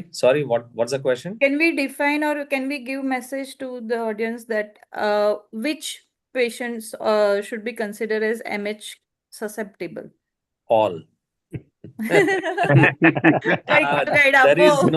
there is no gender. Male to female. If you- આ બધા literature બોલે છે 2:1 ratio. But I would say keep your eyes, ears open. It is once in lifetime. You cannot have, an MH susceptible. See, for our country, you cannot, identify patients with genetic expressions, right? You don't get any genetic testing done. Let us accept And- that fact. And બીજા And 50 you may વર્ષ not પણ get નહીં a આવે. positive family history as well. Yes. It is Okay. difficult to derive family history from everybody. Exactly. And But I would say unfortunately, that- it happens more in pediatric patients. Anesthesia છે ને બહુ sensitive વસ્તુ છે. People remember more anesthesia related issues rather than surgical related issues. Yes. So કોઈ પણ patient ને એના And family માં convert એક any પણ વાર surgical incidence issues- થયો હશે ને કે આ patient ને anesthesia માં problem થયો તો keep on your back of the mind, dig it, whether it was malignant hyperthermia or what. Yes, absolutely. So the sir, next question is that we should explain every patient regarding malignant hyperthermia as a Right. possible complication. In written, written consent, it is yes. Okay. But not we cannot explain every patient regarding malignant hyperthermia because Okay. it is overall, if you look at the incidence, it is 1 into 50,000 or 1 into 1 lakh across globe. But if you Yes. look at the data in India, it is very rare. Like in Rajkot, I am working for last 25 years and I have heard of 2 or 3 cases only. So it is Okay. very rare. So we cannot explain regarding malignant hyperthermia to all the patients where we are giving GA. Okay. Okay. But It in could have written, been undetected. yeah, It could have Yeah. been undetected, undetected, which led to death. undetected, Yeah. unreported cases are there. Yeah. That's true. So I would say take it that point of view. Consent explanation means we are talking about legal implications. Yes, Yes. sir. Yes, sir. Sure. Legal ઇમ્પ્લિકેશનમાં તો આપણે paracetamol આપીએ તો પેરાસિટામોલની side effect પણ fever છે. Yes. So the thing is not that we cannot include each and everything in consent. Most important, what will save us is early recognition, documentation, and most important, how fast and in which direction we have acted. And Correct. not only action taken, but document of the action will save us. That's the only thing. Otherwise, you cannot take each and everything in consent. Yes, sir. Right. Okay. So the same question, sir, arise. If the patient develop malignant hyperthermia, and if somehow we are not able to provide dantrolene to that patient, so that can arise the medical legal issue to us. No, definitely not, because it is not available and manufactured in India. So medical legally, we are definitely safe even if we don't have dantrolene. Okay. Because it is not manufactured in India. If we are keeping it, it is plus point. But if we don't have, I don't think. One thing, whenever dantrolene would be manufactured in India, it is must a drug in our card, even medical legal point of view. Yeah. As simple as that. Irrespective of the rarity of the condition. Right, sir. Okay. So now. But whenever it will be manufactured in India, the cost also will be very high. It will have an expiry. Suppose the expiry is 2 years or 3 years. So you have to discard if you don't use it. So that increases your burden. Actually, sir, what we have done, I will share with you. Baroda city branch and Rajkot city branch have purchased it. We have purchased 3 vials amongst us. Baroda, what they have done, I don't know. But in Rajkot, we approach surgical associations like General Surgeons Association, Orthopedic, Gynec, Critical Care, ENT Association. and all of 6 association contributed 25,000 rupees each, and we procured Dentrolin. We know that it Okay. will be expired in 20 months. Yeah, it will expire in 20 months. So we are Yeah. keeping it like that only. If it expires, we will be more happy than if we have to use it. So we will be happy if expire without using. And we have think of if it gets expired, we will purchase it again. Again, we will ask other association, and 25,000 is nothing. Like in Rajkot, Yeah. Surat, or Baroda, there are at least 200 members in each association. So 25,000 rupees is what 150 rupees per member. So anybody can contribute for patient safety that much. And if we have Dentrolin, like we have 3 vial amongst Baroda and Rajkot. Same way, if we Ahmedabad city branch, Surat Then city every branch, city Surat, can have it. yeah. So if Sir, member everybody, સુધી છે ને બહુ the thing is that if you want to procure Dentrolin, do one CME and get the Yeah. cost. simple. What would be the One actual cost CME of dedicated to Dentrolin? Dentrolin. Hello, can I say something? Yeah. Hello. Yes, sir. Yes. Yes sir આપણે દીપકભાઈ આપણે પહેલા પણ વાત કરી કે આ વખતે GSP મિટિંગમાં હું પ્લાન કરું છું આ ટોપિક મૂકવાનો કે જીએસપી પાસે ફંડ છે તો જીએસપી જ કેમ ના લઈ શકે 6 lakh is not a big amount બહુ જોરદાર વિચાર માટે ક્લેપ કરવા જોઈએ. એટલે Yes. છે કે આપણે એ વખતે રિવ્યુમાં અને પ્રોક્યોર કરીએ અને આપણે દરેક ઝોનમાં ડિવાઈડ કરી દઈએ ઇન્જેક્શનને. ધારો કે મિનિમમ રિક્વાયરમેન્ટ જે તમારી પાસે ગાઈડલાઈન લઈએ તો બબે ઝોનમાં મૂકી દઈએ. પછી બરાબર. ક્વેશ્ચન એવો આવ્યો હતો, કદાચ જીબીએમાં આ ક્વેશ્ચન આવશે ને એની તૈયારી સાથે જ બેઠો છું કે અમે શું તો અમે ઓપ્શન આપીએ કે એ જગ્યાએ અમે રિફંડ કરી દઈએ જીએસપી. કારણ કે અમને રાજકોટ અને બરોડા લીધું છે તો એને જે પૈસા આપે છે આપણે રિફંડ કરી દઈએ અને જીએસપી માંથી 4 જગ્યાએ કે 5 જગ્યાએ આપણે એને મૂકી શકીએ. હવે પ્લાન એક્ઝિક્યુટ કરવો છે એ તમે બધા નક્કી કરીને મૂકો તો આપણે ડિસ્કશન થાય તો હું એને ઉપર જીએસપી માં મૂકી શકું. તો પ્લાન મારો છે કે કોઈ આપણે કરવું છે ફંડ આના Do માટે. you do you think that surgeons, gynec, or all operating people should ના, contribute to this reserve? Hetal તારું શું કેવું છે એમાં? ના કરી શકે અને આરામથી કરે છે. અમે 6 એસોસિએશન ને બોલાવ્યા હતા, બધાએ ખુશીથી કોન્ટ્રીબ્યુટ કર્યું, કોઈએ ના નથી પાડી, આરામથી પૈસા આપ્યા છે, કોઈ પ્રોબ્લેમ નથી. Yes. Can I So- say something? Sir, તમારો Dr. Atulbhai, I think what you are saying is sustainable plan છે. અત્યારે આપને છે ને બધા એસોસિએશન ને વાત કરીને ભેગા કર્યા છે, સમજો તમે. It may not last for, a third time or fourth time or fifth time. Right. So I would say central purchase is always better, and then distribute. Whosoever wants to contribute, add on, nothing like it. But one, body, strong body, state level body, rather than, individual. Rajkot માં 6 જણ થયા છે, અમે અહીંયા બરોડામાં ખાલી anesthesia અને critical care થયા છે. So it is very difficult that every time the different people are there, every time the different mindset is there. પછી એવું કે ના 3 વર્ષથી તો 4 વર્ષથી તો કે 3 ટાઈમ થી અમારા 25,000 રૂપિયા તો વેસ્ટ જ જાય છે. It's a waste. May Yeah. not contribute. ના પણ that will be the common feel. યા રીતેશભાઈ, અમે પહેલેથી કીધું હતું કે આપણે આ તૈયારી રાખવાની છે કે આ વેસ્ટ જ જવાના છે. And Hetalbhai, you are everybody lucky. agreed. You are in Rajkot. Believe me, association ભેગા નથી થતા. Agree, But, sir. Agree. That ફેંકી દેવા પડે બધું બરાબર. પણ every time, every 2 year to counsel each association is little difficult.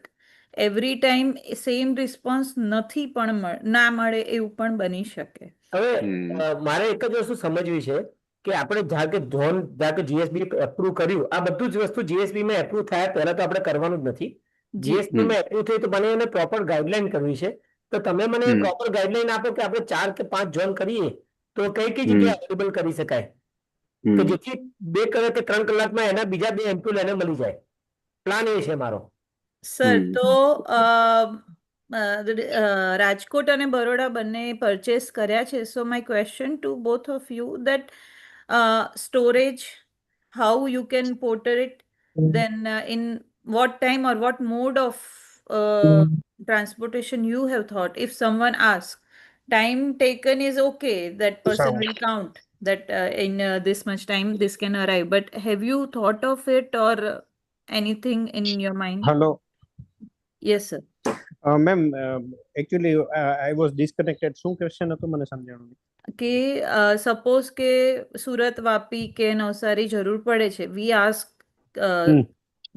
બરોડાને પણ અને તે, તો કઈ રીતે સ્ટોર તમે ત્યાં કરતા હો, કઈ રીતે સ્ટોરેજમાં તમે મોકલી શકો?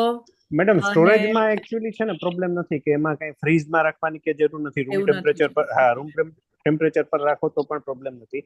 એટલે what I am thinking is આપણે સેન્ટર સિલેક્ટ કરવા પડે. જેમ અતુલભાઈ એમ કીધું એમ કે રાજકોટ બરોડા છે તો વચ્ચે ક્યાં, તો કે સુરેન્દ્રનગર એક હોવું જોઈએ, અમદાવાદ હોવું જોઈએ.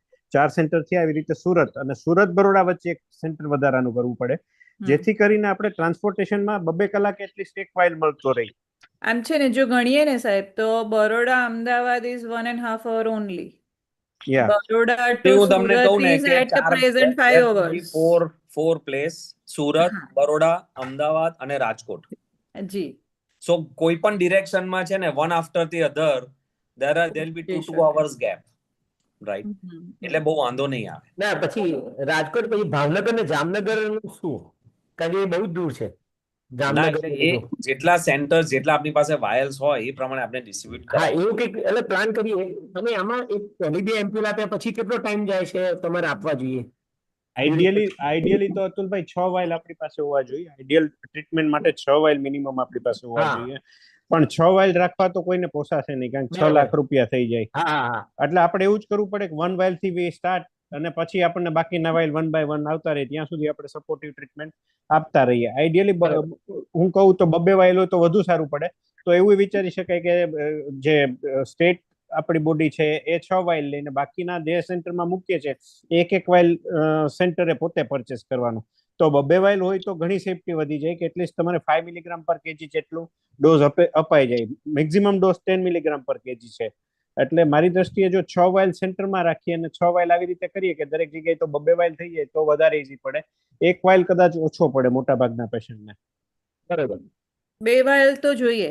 સર, અવેલેબલ જે ડ્રગ છે, અવેલેબલ ફોર્મ ઘણા જુદી જુદી બ્રાન્ડ છે, રાઈટ? એટલે આપણી પાસે જે છે એના ડોઝ ડાયલ્યુશન અમારી પાસે છે 120 મિલીગ્રામ વાળું છે. હમ એટલે લોડિંગ Audience. ડોઝ થઈ જાય 2.5 milligram, 2 to 2.5 milligram loading dose ગણીએ તો એક વાઇલમાં એ થઈ જાય. પછી તમારે વધારાના વાઇલ માટે તમારે મેનેજ કરવું પડે. રાઈટ, બરાબર છે. હમ. I think Yes. ઓડિયન્સને આ ક્વેશ્ચન હતો, સો દેટ ઇઝ અત્યારે તમારી એક્સપાયરી ડેટ કઈ છે એની? એક્સપાયરી ડેટ અમે જોઈ હતી ને 18 મહિના. અમારે ઓગસ્ટમાં આવ્યું ત્યારથી 18 મહિના સુધીની એક્સપાયરી છે. Okay. 18 કે 20 મહિના કઈ એક્સપાયરી છે. બરાબર. 1.5 થી પોણા 2 વર્ષની એક્સપાયરી હોય છે. બરાબર, બરાબર. So as far as I remember, I think early 2027 છે અથવા તો December 2026, either of. નો હા, હા. 27 છે તમારે. 27 બરાબર. છે. હા. એટલે 20 મંથ્સ છે, એથી વધારે નથી. એટલે એ તો તમને રીતેશભાઈ, તમે I will directly contact you. Proper guideline we can manage, and then we put in our GSB કે how can we can go for the Gujarat state branch. Fund I will manage, અને fund generate કરવું એ possible છે. પણ થોડું એમને કંઈક suggestion કર્યું કે આપણે ફંડ લઈએ અને ફંડ એનું જુદું જ કરીએ. કદાચ જે 5% આપણે જીએસટી આપણે લઈએ છીએ અત્યારે કોન્ફરન્સ એવરેજ 1 લાખની આસપાસ આવે છે, તો એવું કંઈક બીજું 5% વધારીને કોન્ફરન્સની સાથે લઈ શકાય, તો એને એડ કરી દઈએ. તો જે કોન્ફરન્સ 5% છે, તો જીએસપી એવું તો કંઈ કોઈ આપણે બહુ મોટા પ્રોગ્રામ કરતા નથી, તો જીએસપી ના પૈસા આપણે એમાં શિફ્ટ કરીએ. સર, એ તો જીબીએમ નો ક્વેશ્ચન છે. એ જીબીએમ આપણે GBM નો સજેશન માટે question મૂક્યું છે. આપણે સજેશન I think સજેશન તો આપણે લઈ શકાય ને? હા, 100%. એ જીબીએમ નો ક્વેશ્ચન છે. નહીં એટલે ક્લેપ ફોર સર કે સરે જીએસબી તરફથી આ તૈયારી બતાવી છે.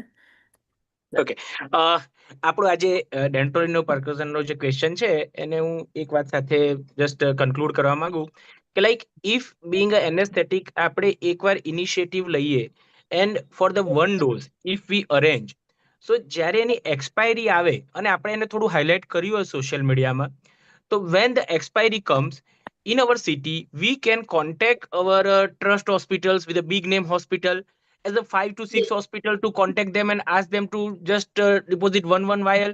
It is not going to be easy if once we have started initially after our contribution. Exactly. So yeah, that can be done later on. But ધૈર્ય એટલે એના હા. માટે અમે જે વિચાર્યું તને શેર કરું કે અમે જે વિચાર્યું કે અમે એટલા માટે જ પહેલા વાઇલ લીધા કે અમે we wanted to set an example. perfect, Next perfect, time, absolutely next right. time we are going to talk to trust hospital as well as corporate hospital કે જો પહેલી Yes, વખત sir. અમે લઈ આવ્યા તો બીજી વખત. અને ત્રીજી વસ્તુ એનજીઓ ઘણા લોકોને લાખ રૂપિયા આજે જે ઉદ્યોગપતિઓ છે એના માટે કઈ મોટી વસ્તુ છે જ નહીં. હા, So એટલે we are CRS તરીકે it's not a we big are deal. going to contact them also કે તમે contribute કરો and they will definitely contribute. In Yes, fact, sir. Yes, sir. એક gynecologist એ કીધું હતું કે હું contribute કરીશ એમ. That's great. Great. Yeah, but it is important, But and you have that's to why talk we to have you done have it to talk before. to It should people be and looked. explain things. એટલા માટે Yes. જ અમે ન્યૂઝપેપરમાં જ આપ્યું કે લોકોને એક awareness create થાય કે આ ડોક્ટરોએ કર્યું તો next time we can talk to them કે જો અમે લાસ્ટ ટાઈમ કર્યું હતું ને હવે તમે કંઈક હેલ્પ કરો એમ. Okay, sir. Now again, we are back to our main academic topic. There is one question, Ritesh sir. Like RYR1 blocker, any other drug which is going in the trial or in the experimental is anything is like that, or only dantrolene is the only option? Dantrolene and dantrolene. Okay. બીજી આવશે Okay. ને બીજા 10 વર્ષ. See, the thing is that we need to understand that industry is not interested in manufacturing or even researching this kind of drug. Even if some drug comes up, it will not reach the factory or manufacturing. Right? Dantrolene available nathi, which is established. તો નવી દવા આવશે એટલે એના research એના higher cost ને. So I think we should not look for any new drug as far as research is concerned. Dantrolene should suffice. Yeah. And one more question from the audience was that, like, if any condition like this arise and if they want to have a dantrolene from Baroda or Rajkot, we have any helpline number or something like that, or બરોડામાં suppose Baroda છે, anyone can call up કારણ કે બરોડામાં અમારા ISCM members as well as anesthetists all are aware. So you Yes, can okay. call up your friend Perfect. and that suffices. Yeah. Perfect. For Otherwise, you know, Surat member, contact Dhairya and Dhairya will contact us. Perfect. We will Perfect. definitely send it. Yes. Perfect. Perfect. Absolutely right. Perfect. Yes. Okay. Dua, madam? Yes, sir. I want to ask that if some patient is ready to have genetic testing before going to general anesthesia, how should we proceed in Gujarat? There are a lot of more important things as far as genetic testing is concerned rather than testing for susceptibility for malignant hyperthermia, right? So I am not aware whether it is being done in India or is being sent. Frankly speaking, I have not even inquired because, you know, એટલામાં energy waste નથી કરવી આપને. નહીં તો આપણે જો genetic testing બધાનું કરીએ ને તો it is like આપને અત્યારે we are healthy but we get our cultures done and something is always positive. No, it's not related to that. But if we ask someone, if that person has family See, history what I am positive, doing if right now, that that person is yes. MH positive, There are genetic labs available in Ahmedabad, in Exactly. Baroda also, Rajkot, I think Hetal might be knowing, but they can coordinate. If patient is ready to spend money, can be done. Now channeling to other countries is very, very easy nowadays. So Okay. anyone, we need to just call up a genetic lab. It's there now. Proper genetic labs are available. Yeah, they are available and we can do it. But if someone is worried about it, I will offer TIVA rather than doing all these things. Yeah, of course. But sir, let me share. I come across someone who came from USA and she was interested for nail extraction. There she was stamped that because you are having family history positive, either you get done this or you do this, or we will not give anesthesia to. That person was not in hurry to get nail extracted, so she came here via some friend. The history came to me. Then I inquired. I asked her that these are labs available where you can get it done. She got a stamp from micropath, that lab in the Ahmedabad. that she is this Susceptible. susceptible. Yes. So RY. which lab did you say? There are Unipath. three labs But there. okay. Huh. So you can so share in that the group or for When Yeah. it cost 15,000, I think. Yeah, she because she was in hurry, she have to spend 15,000 in I 10 think- days report, and Yeah. That rest was in routine time it is 20 days report is delivered, and it is little less, amount is little less. I think for the presentation, Garima has inquired in the laboratory. Garima, can Yeah, you yeah, share they what are the please charges? share. Garima? Yes, so I inquired there in Surat, one of the laboratories, they do this.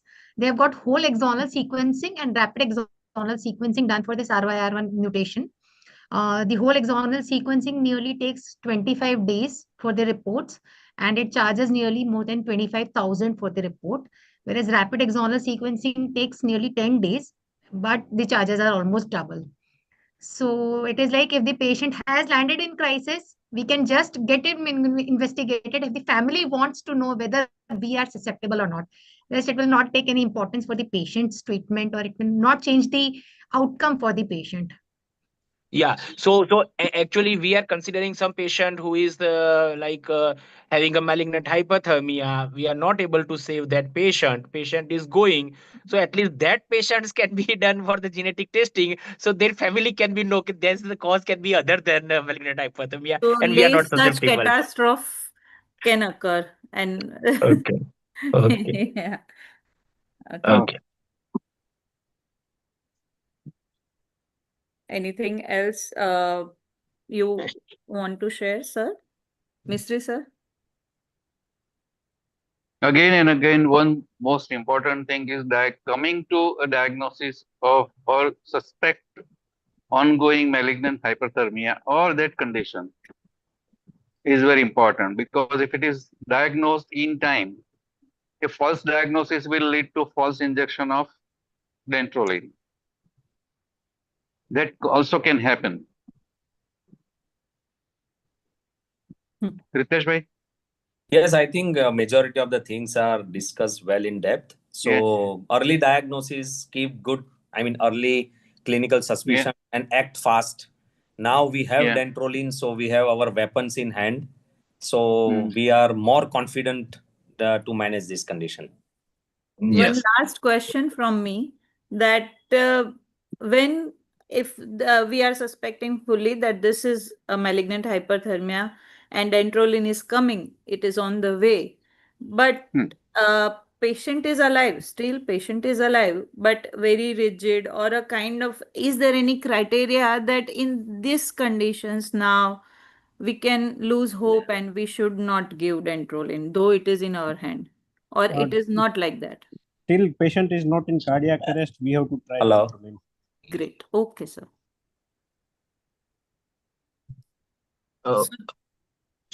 So the basic idea is that it is still rare event is there. Dantrolene is not available actually. So there is no option is given.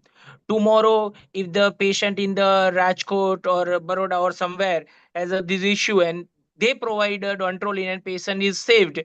So the same question if arise in the Surat, then that patient can raise the issue. Like, okay, we are also available to provide the treatment. So as the patient has accepted laparoscopy surgery, then the robotic surgery also. If they are ready to pay the high-fi charges for that.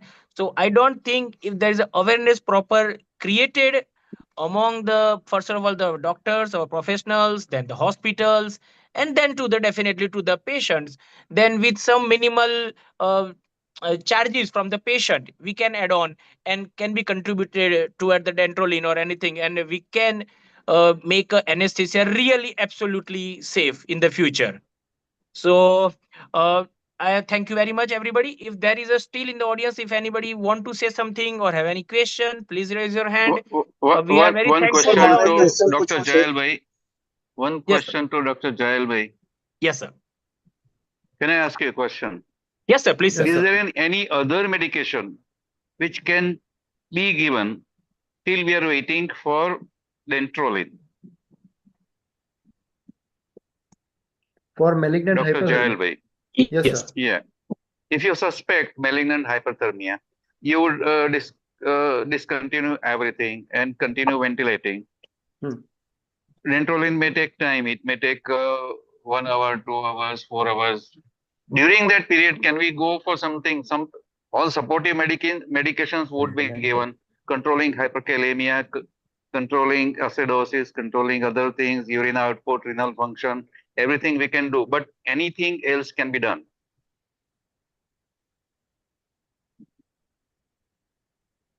Any other medication?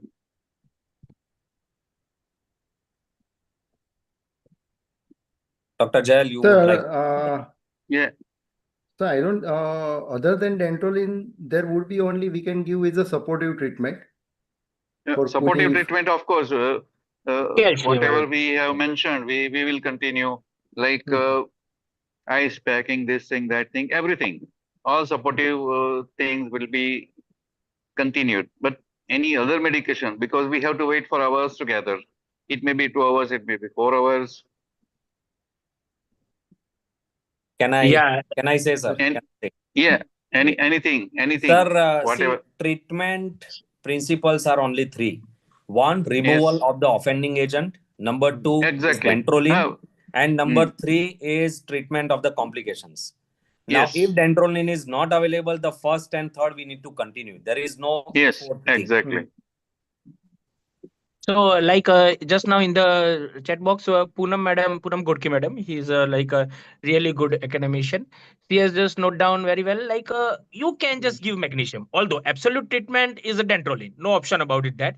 But if you want to give something like Nexona hydrocot, so the magnesium can be a option somehow, which you can give in these patients. But that is a muscle relaxant. But that is it all boils down to the supportive treatment only. There Yes, is no supportive. other Although one of the to modality can be one used. of the model. Absolute treatment is there only. I was in Mumbai during the pediatric anesthesia conference. So one girl has presented a case which which happened in the SRCC. So that patient was suffering from malignant hyperthermia. It was very well managed, and afterwards it was taken for the second surgery. And during that time, they did the prophylactic treatment and cleared all the circuits. Did the case in the TIVA anesthesia. So the point is that with the dantrolene also you can reduce the morbidity. It is not like that you have given the dantrolene and you can save the patient compulsory. Yes. So you can. This is just to decrease the mortality and morbidity. But regarding dantrolene, Jael, what I read was if you give dantrolene within 5 to 10 minutes after diagnosing, chances of survival is up to 70 to 80%. Yes. So it is quite high. But if you lose 30 or 40 minutes, it goes down to 10 to 20%. 10 to 20%. Yes, exactly. So early diagnosis is the key for treatment of malignant hyperthermia. Exactly. So once you diagnose, you have to give dantrolene as early as possible. As early as possible. Then only chances of survival is there. Exactly. Yeah. In the chat box again, Chintan sir has put down today. Chintan sir has giving to the point, very logical questions like his stock selection. So Chintan sir has asked according to my data, if I have searched for this presentation, there is no patient who has survived without dantrolene who has labeled and diagnosed properly with malignant hyperthermia. Sir, Ethel sir, Deepak sir, Ritesh sir, any patient who has survived any data is that without dantrolene? Even I think with dantrolene also not all patients survive. Exactly. So survival without dantrolene, I don't know exactly. No. Please don't No, take it. See, it is not like that.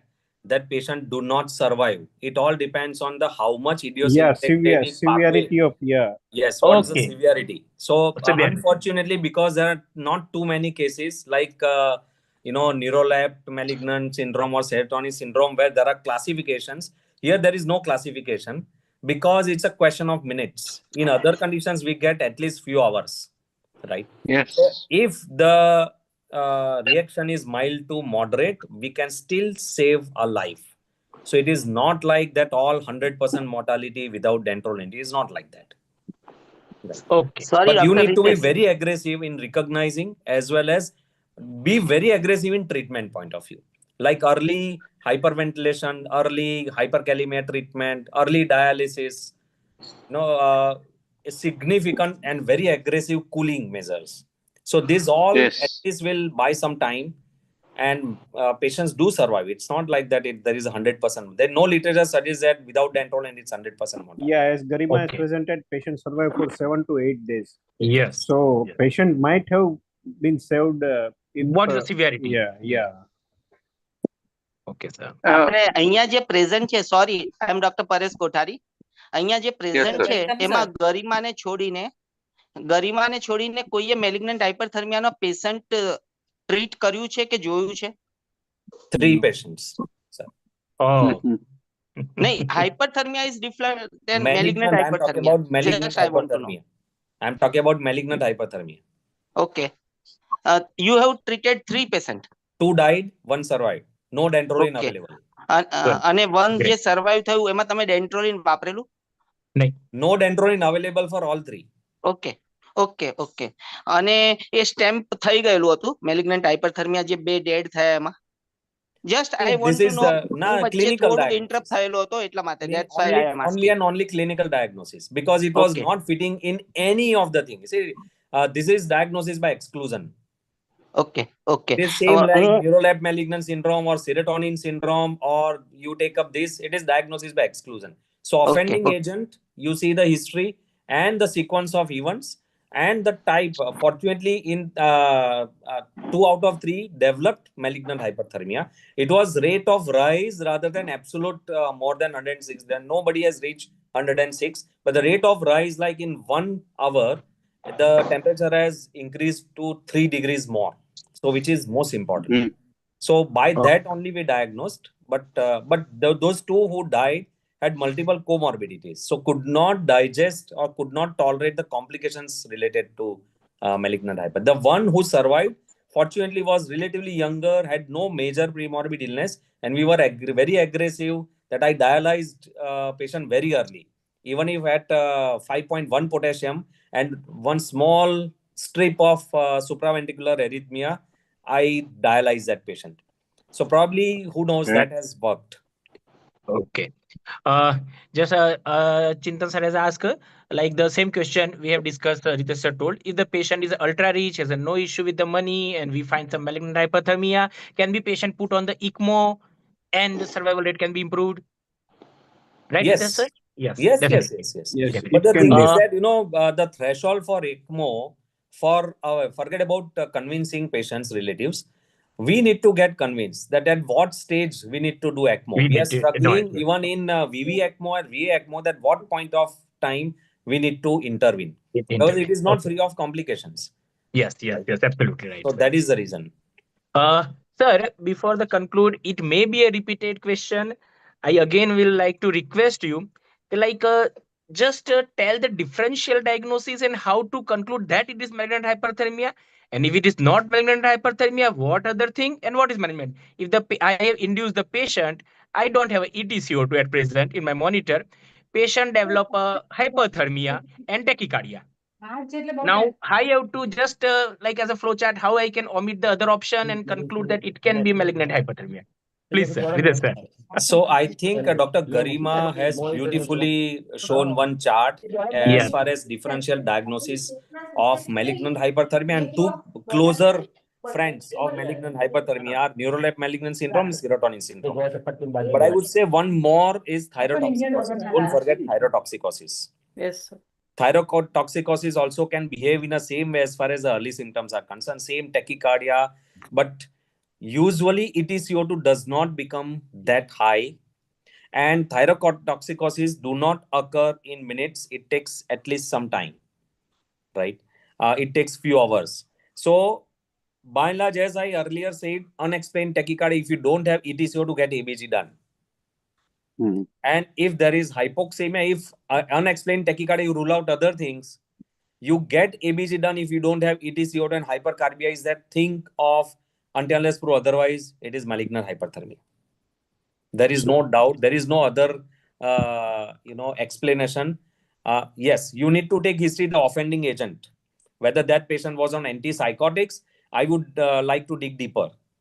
That whether I'm dealing with neural malignant syndrome or serotonin syndrome or what, right? So the offending agent is the key for majority of differential diagnosis, and I think it's very relatively easy to rule in or rule out. So message is before making availability of Dentrolin, we should ask all our colleagues to install ETCO2 monitor in all the operation theaters. So that is mandatory. No, I would say that, sir, is there. One thing. If you're not having ETCO2, you can be medico-legally helped. Yeah, definitely. In 10 to 20% of cases, which is very, very high risk. Very high risk. If you are administering general anesthesia, then you must have ETCO2 in your baseline kitty. It is one of the key multipara monitoring tool as per norm. Apex Bhai wanted to tell something. Yes. The area Apex Bhai is there. Apex Bhai, you are late enter. Welcome to Apex, sir. Apex Bhai, you are muted. Tarun sir પણ છે. Welcome sir. Apex Bhai, તમે mute છો. Apex sir. Yes. So good evening all. Yes, good evening, sir. Yeah. First of all, I must congratulate the Surat City branch for having such a webinar, an important webinar. But at last, I think I request GSB, EC, President, Secretary to have Dentrolin in all the city. GSB should take the initiative to make it available. Yeah, it is discussed. It is just discussed, sir. It is and they are quite positive, and in the next Disacon, we are planning for that, sir. Apex it is called late entrant phenomena. Yes, exactly. You are right. Actually, I wanted to join earlier, but I was in another meeting. That's the reason I could not join. Okay, sir. Atul Bhai has taken one more condition. Sorry, I'm interrupting. No, sir, please. Pheochromocytoma. Yes. We have a very long series of pheochromocytoma operated in our hospital, and often tachycardia, arrhythmias, and hypercarbia we have seen while pheo is being handled and manipulated. The moment vein is tied, or once that supply goes away, it immediately settles. But pheochromocytoma always gives a funny picture. In the initial time, you need NTG or NTP for controlling blood pressure sometimes. And by end of the procedure, you may have to start an inotrope.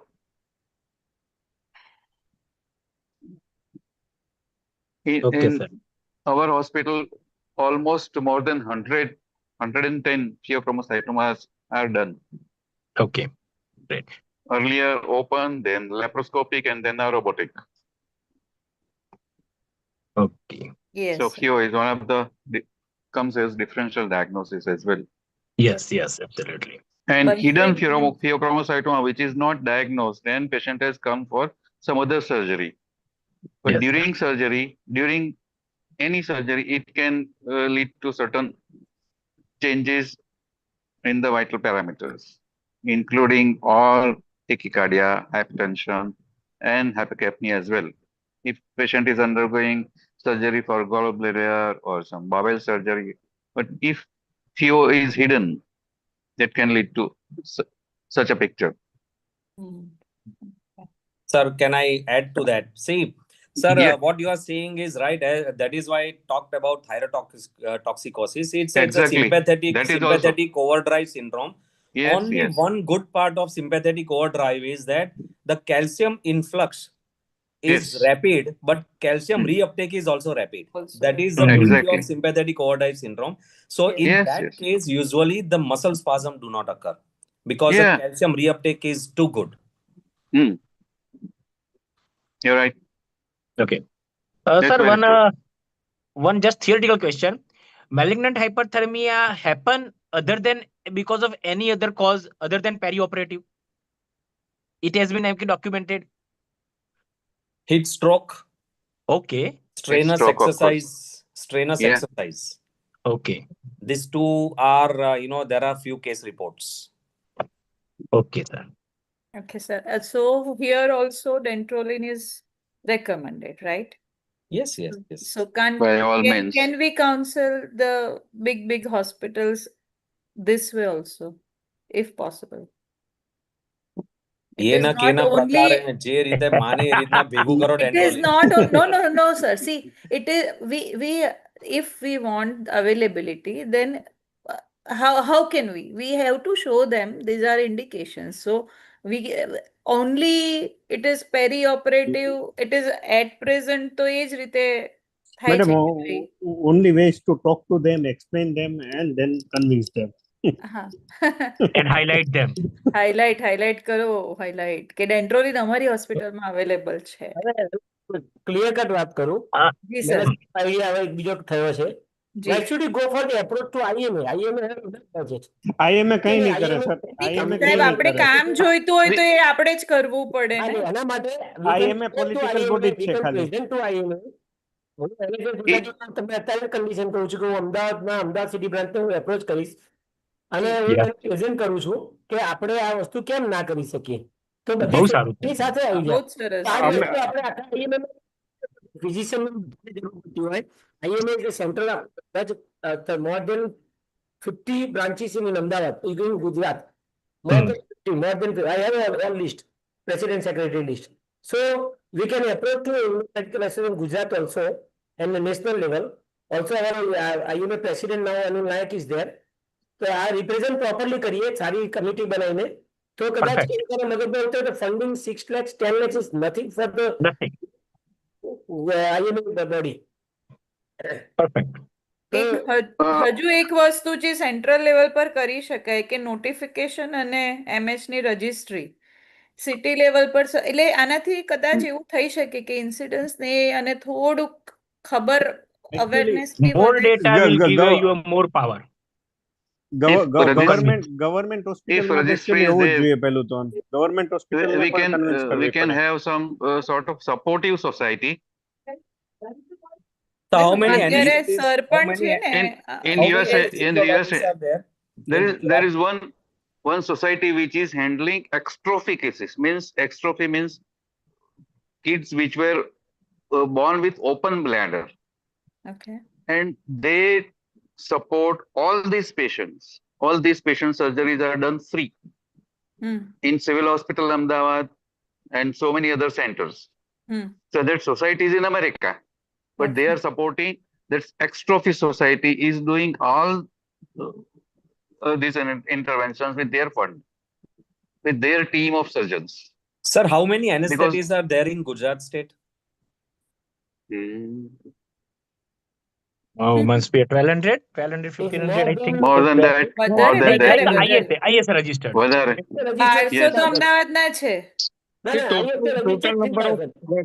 Total number of anesthetists crossing 3,000 across Gujarat. In Gujarat. Okay. તો સાહેબ એ 100 rupees per anesthetist per year છે. 200 rupees બસ. ના sir 100 rupees per year કારણ કે 2 વર્ષની expiry. Rotate થઈ જાય ને 2 વર્ષની એક્સપાયરી છે. That is excellent. That makes a proper society. So આપને And that's આત્મનિર્ભર nothing બનો for બીજાના anybody. જોવા કરતા આપને આત્મનિર્ભર બનવું પડે બીજો કોઈ રસ્તો નથી. Yes. Very true, very That movement can be done. We can make a general pool and we can charge from everybody. Yes, Everybody can contribute. This is a very small amount. Yes. Every society ને આપણે કહી શકીએ કે per member 100 rupees या 200 rupees whatever we decide. Correct. અને Very we good can ask idea. them. Yes sir. 200 રૂપિયા આપવા 200 rupees is nothing. 300 રૂપિયા આપે તો 3 સિટીમાં થશે sir. Yes. 300 rupees, 100 rupees per person means in one city. 200 rupees Yes. means in 2 cities. Full dose. Yes. The- એવું કોઈ idea ખરો કે નજીકના કેટલા ભવિષ્યમાં ઇન્ડિયામાં આ વસ્તુ આવી શકે એમ છે નહીં આવે. Production No, no, it is not feasible. Actually, I know Dr. Bala Venkat met some pharmaceutical company in Hyderabad. What was the outcome of meeting? I don't know, but he talked about making available this thing Dentrolin in India. So we might see Dentrolin in India in future because nowadays many societies are purchasing it. So some of the company might get interested in producing it. I mean manufacturing it. Yeah. Hetal sir, somebody has asked, like, if they want to buy a Dentrolin, which company is there and distributor from where they can contact? Actually, I can provide two numbers. One is from Delhi and one is from Kerala. Okay. So they purchase Dentrolin from some of the company from Germany, and we need to provide detail of the patient. We can provide the detail of anyone, like any staff or anyone. We have to Okay. send the detail of patient, and they provide 6 vial only. They don't Okay. provide 1 vial or 2 vial. So they provide complete, Course. dosage of 6 vial. Okay. That's why we purchased 6 vial among Baroda, Rajkot, Nasik, Jaipur, and Aurangabad. So see, with 5 branches, we purchased 6 vials, and then we distributed amongst ourselves so that we can have that vial. So I was thinking of establishing a group where every city branch president and secretary is there, and anyone wants to purchase, they can contact with each other, and they can have it. No, definitely, sir. Right. So nice of you. Bansari madam છે નીકળી ગયા નહીં તો એમને કઈ experience નથી I think So હેતલભાઈ ને અપેક્ષભાઈ તમે છો અહીંયા. Let me tell you one thing that whenever, let us hope કે કોઈ જરૂર ના પડે, but જરૂર પડે ને તો documentation is most important. This is not available in Indian pharmacopoeia, right?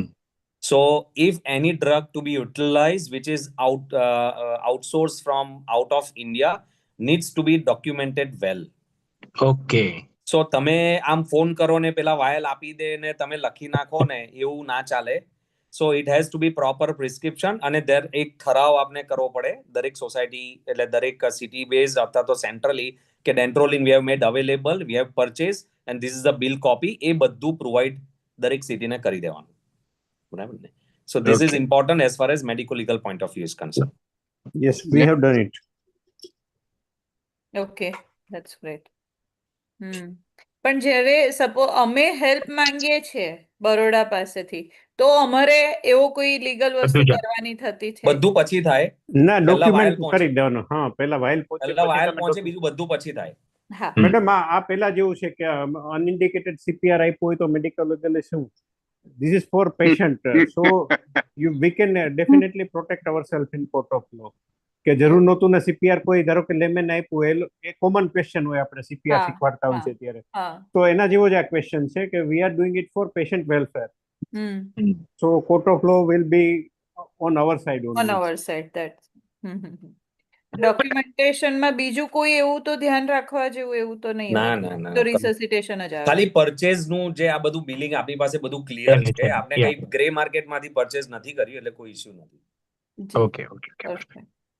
Yes, sir. Hello, एक query. ક્વેશ્ચન છે પ્લીઝ. Hello. પરચેસનું બિલ જે કહેતા Hello. હોય એક મિનિટ પરચેસનું જે કહેતા Hello.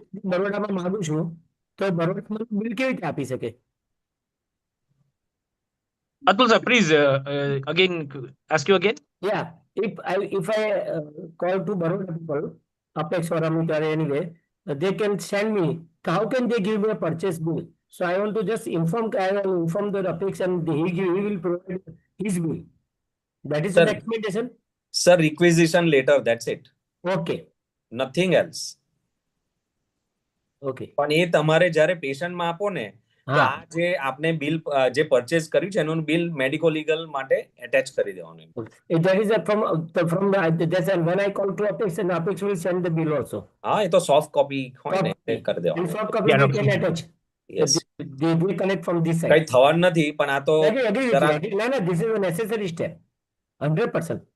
because I did it in COVID when I imported 2 antibiotics from US. Okay. So that was necessary. I inquired all about all the steps that whether am I eligible to give this drug because Yes. it's not there in Indian pharmacopoeia. Okay, okay. એટલે મેં બધા documents મંગાવીને on paper, see, nobody by and large, because it's an intention, as Hetalbhai said, ના કે આપણું intentions are very clear to save patient. પણ હવે આજકાલના જમાનામાં બીજી agree. link પણ આપણે કરવી રાખવી વધારે જરૂરી છે. 100% agree.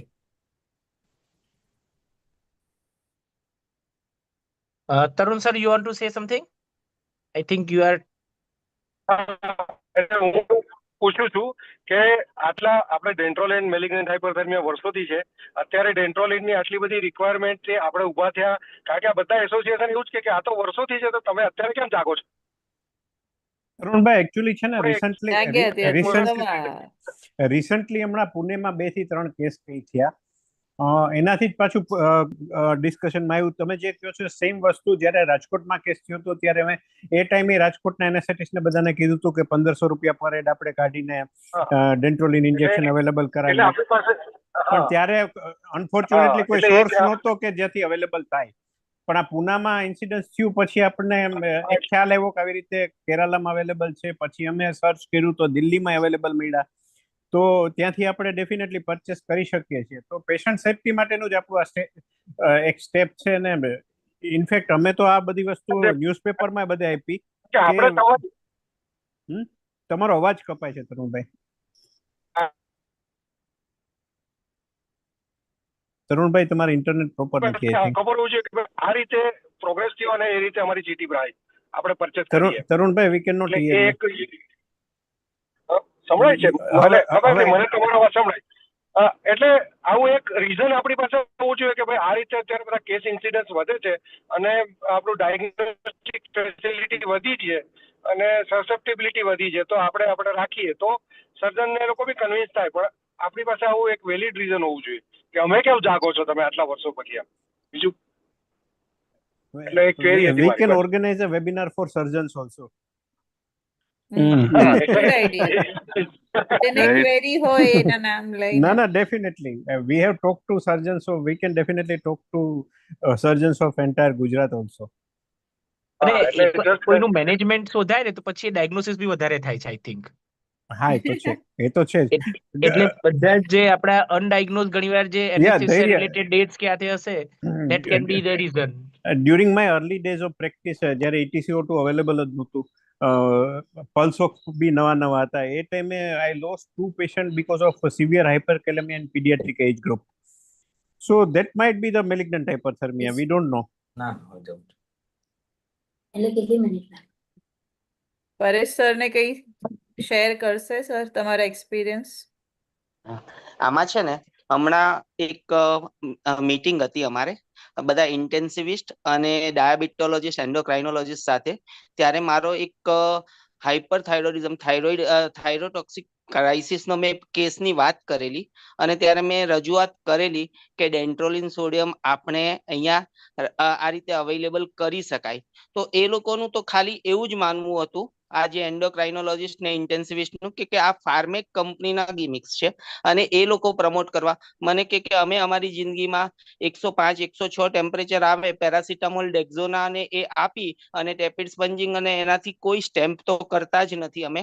એટલે મેલિગ્નન્ટ હાઇપરથર્મિયા કદાચ થાય તો તમારે એનેસ્થેટિસ્ટને કન્સર્ન હોય, અમને લોકોને કન્સર્ન નથી. This is the straight forward message from them.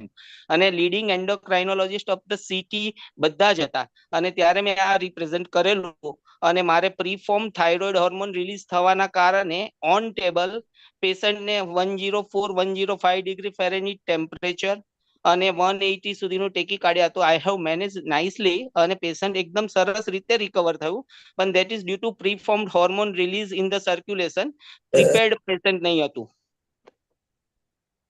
એટલે કદાચ ડેન્ટ્રોલિન સોડિયમ માટે સુરત સિટીમાં આપણે વાતચીત કરીએ તો કદાચ એનેસ્થેટિસ્ટે જ પરચેસ કરવું પડે. એ લોકોને તો એવું જ લાગે છે. મેં સર્જન સાથે પણ વાતચીત કરેલી, 2-3 સર્જન સાથે જે ઘણું બધું આવું કામ કરી રહ્યા હતા, પણ એ લોકોને એવું લાગે કે આ બધું કર્યા પછી બી જો ડેન્ટ્રોલિન પછી બી સર્વાઈવ નહીં થાય તો તમે 5-6 લાખ રૂપિયા 7 લાખ રૂપિયા તમે પેશન્ટ પાસેથી લઈ પણ નહીં શકો, અને એવું જ કહેવામાં આવે કે તમે નહીં આપેલું અને તમે આ બધું કરી રહ્યા છો. આ તો જે પ્રેક્ટિકલ પ્રોબ્લેમ મને જે એપ્રોચ કરતા આવ્યો એની વાત કરું છું.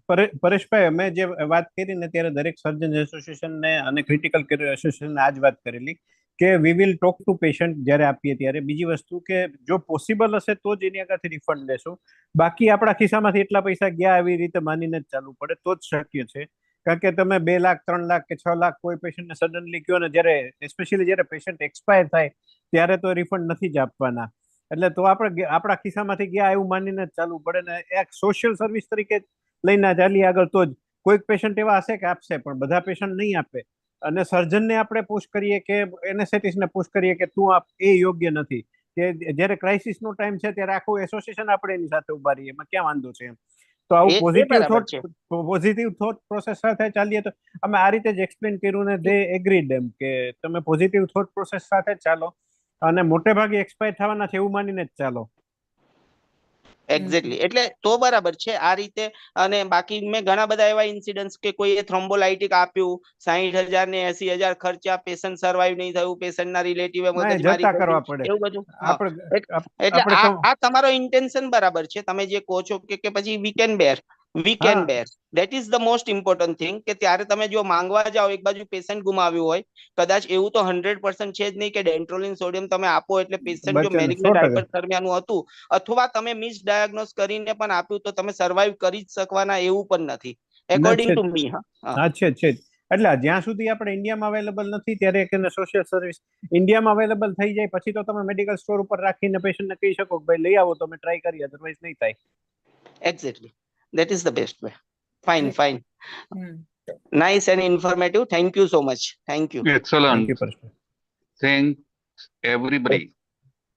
મને 2 મિનિટ આપજો થોડીક.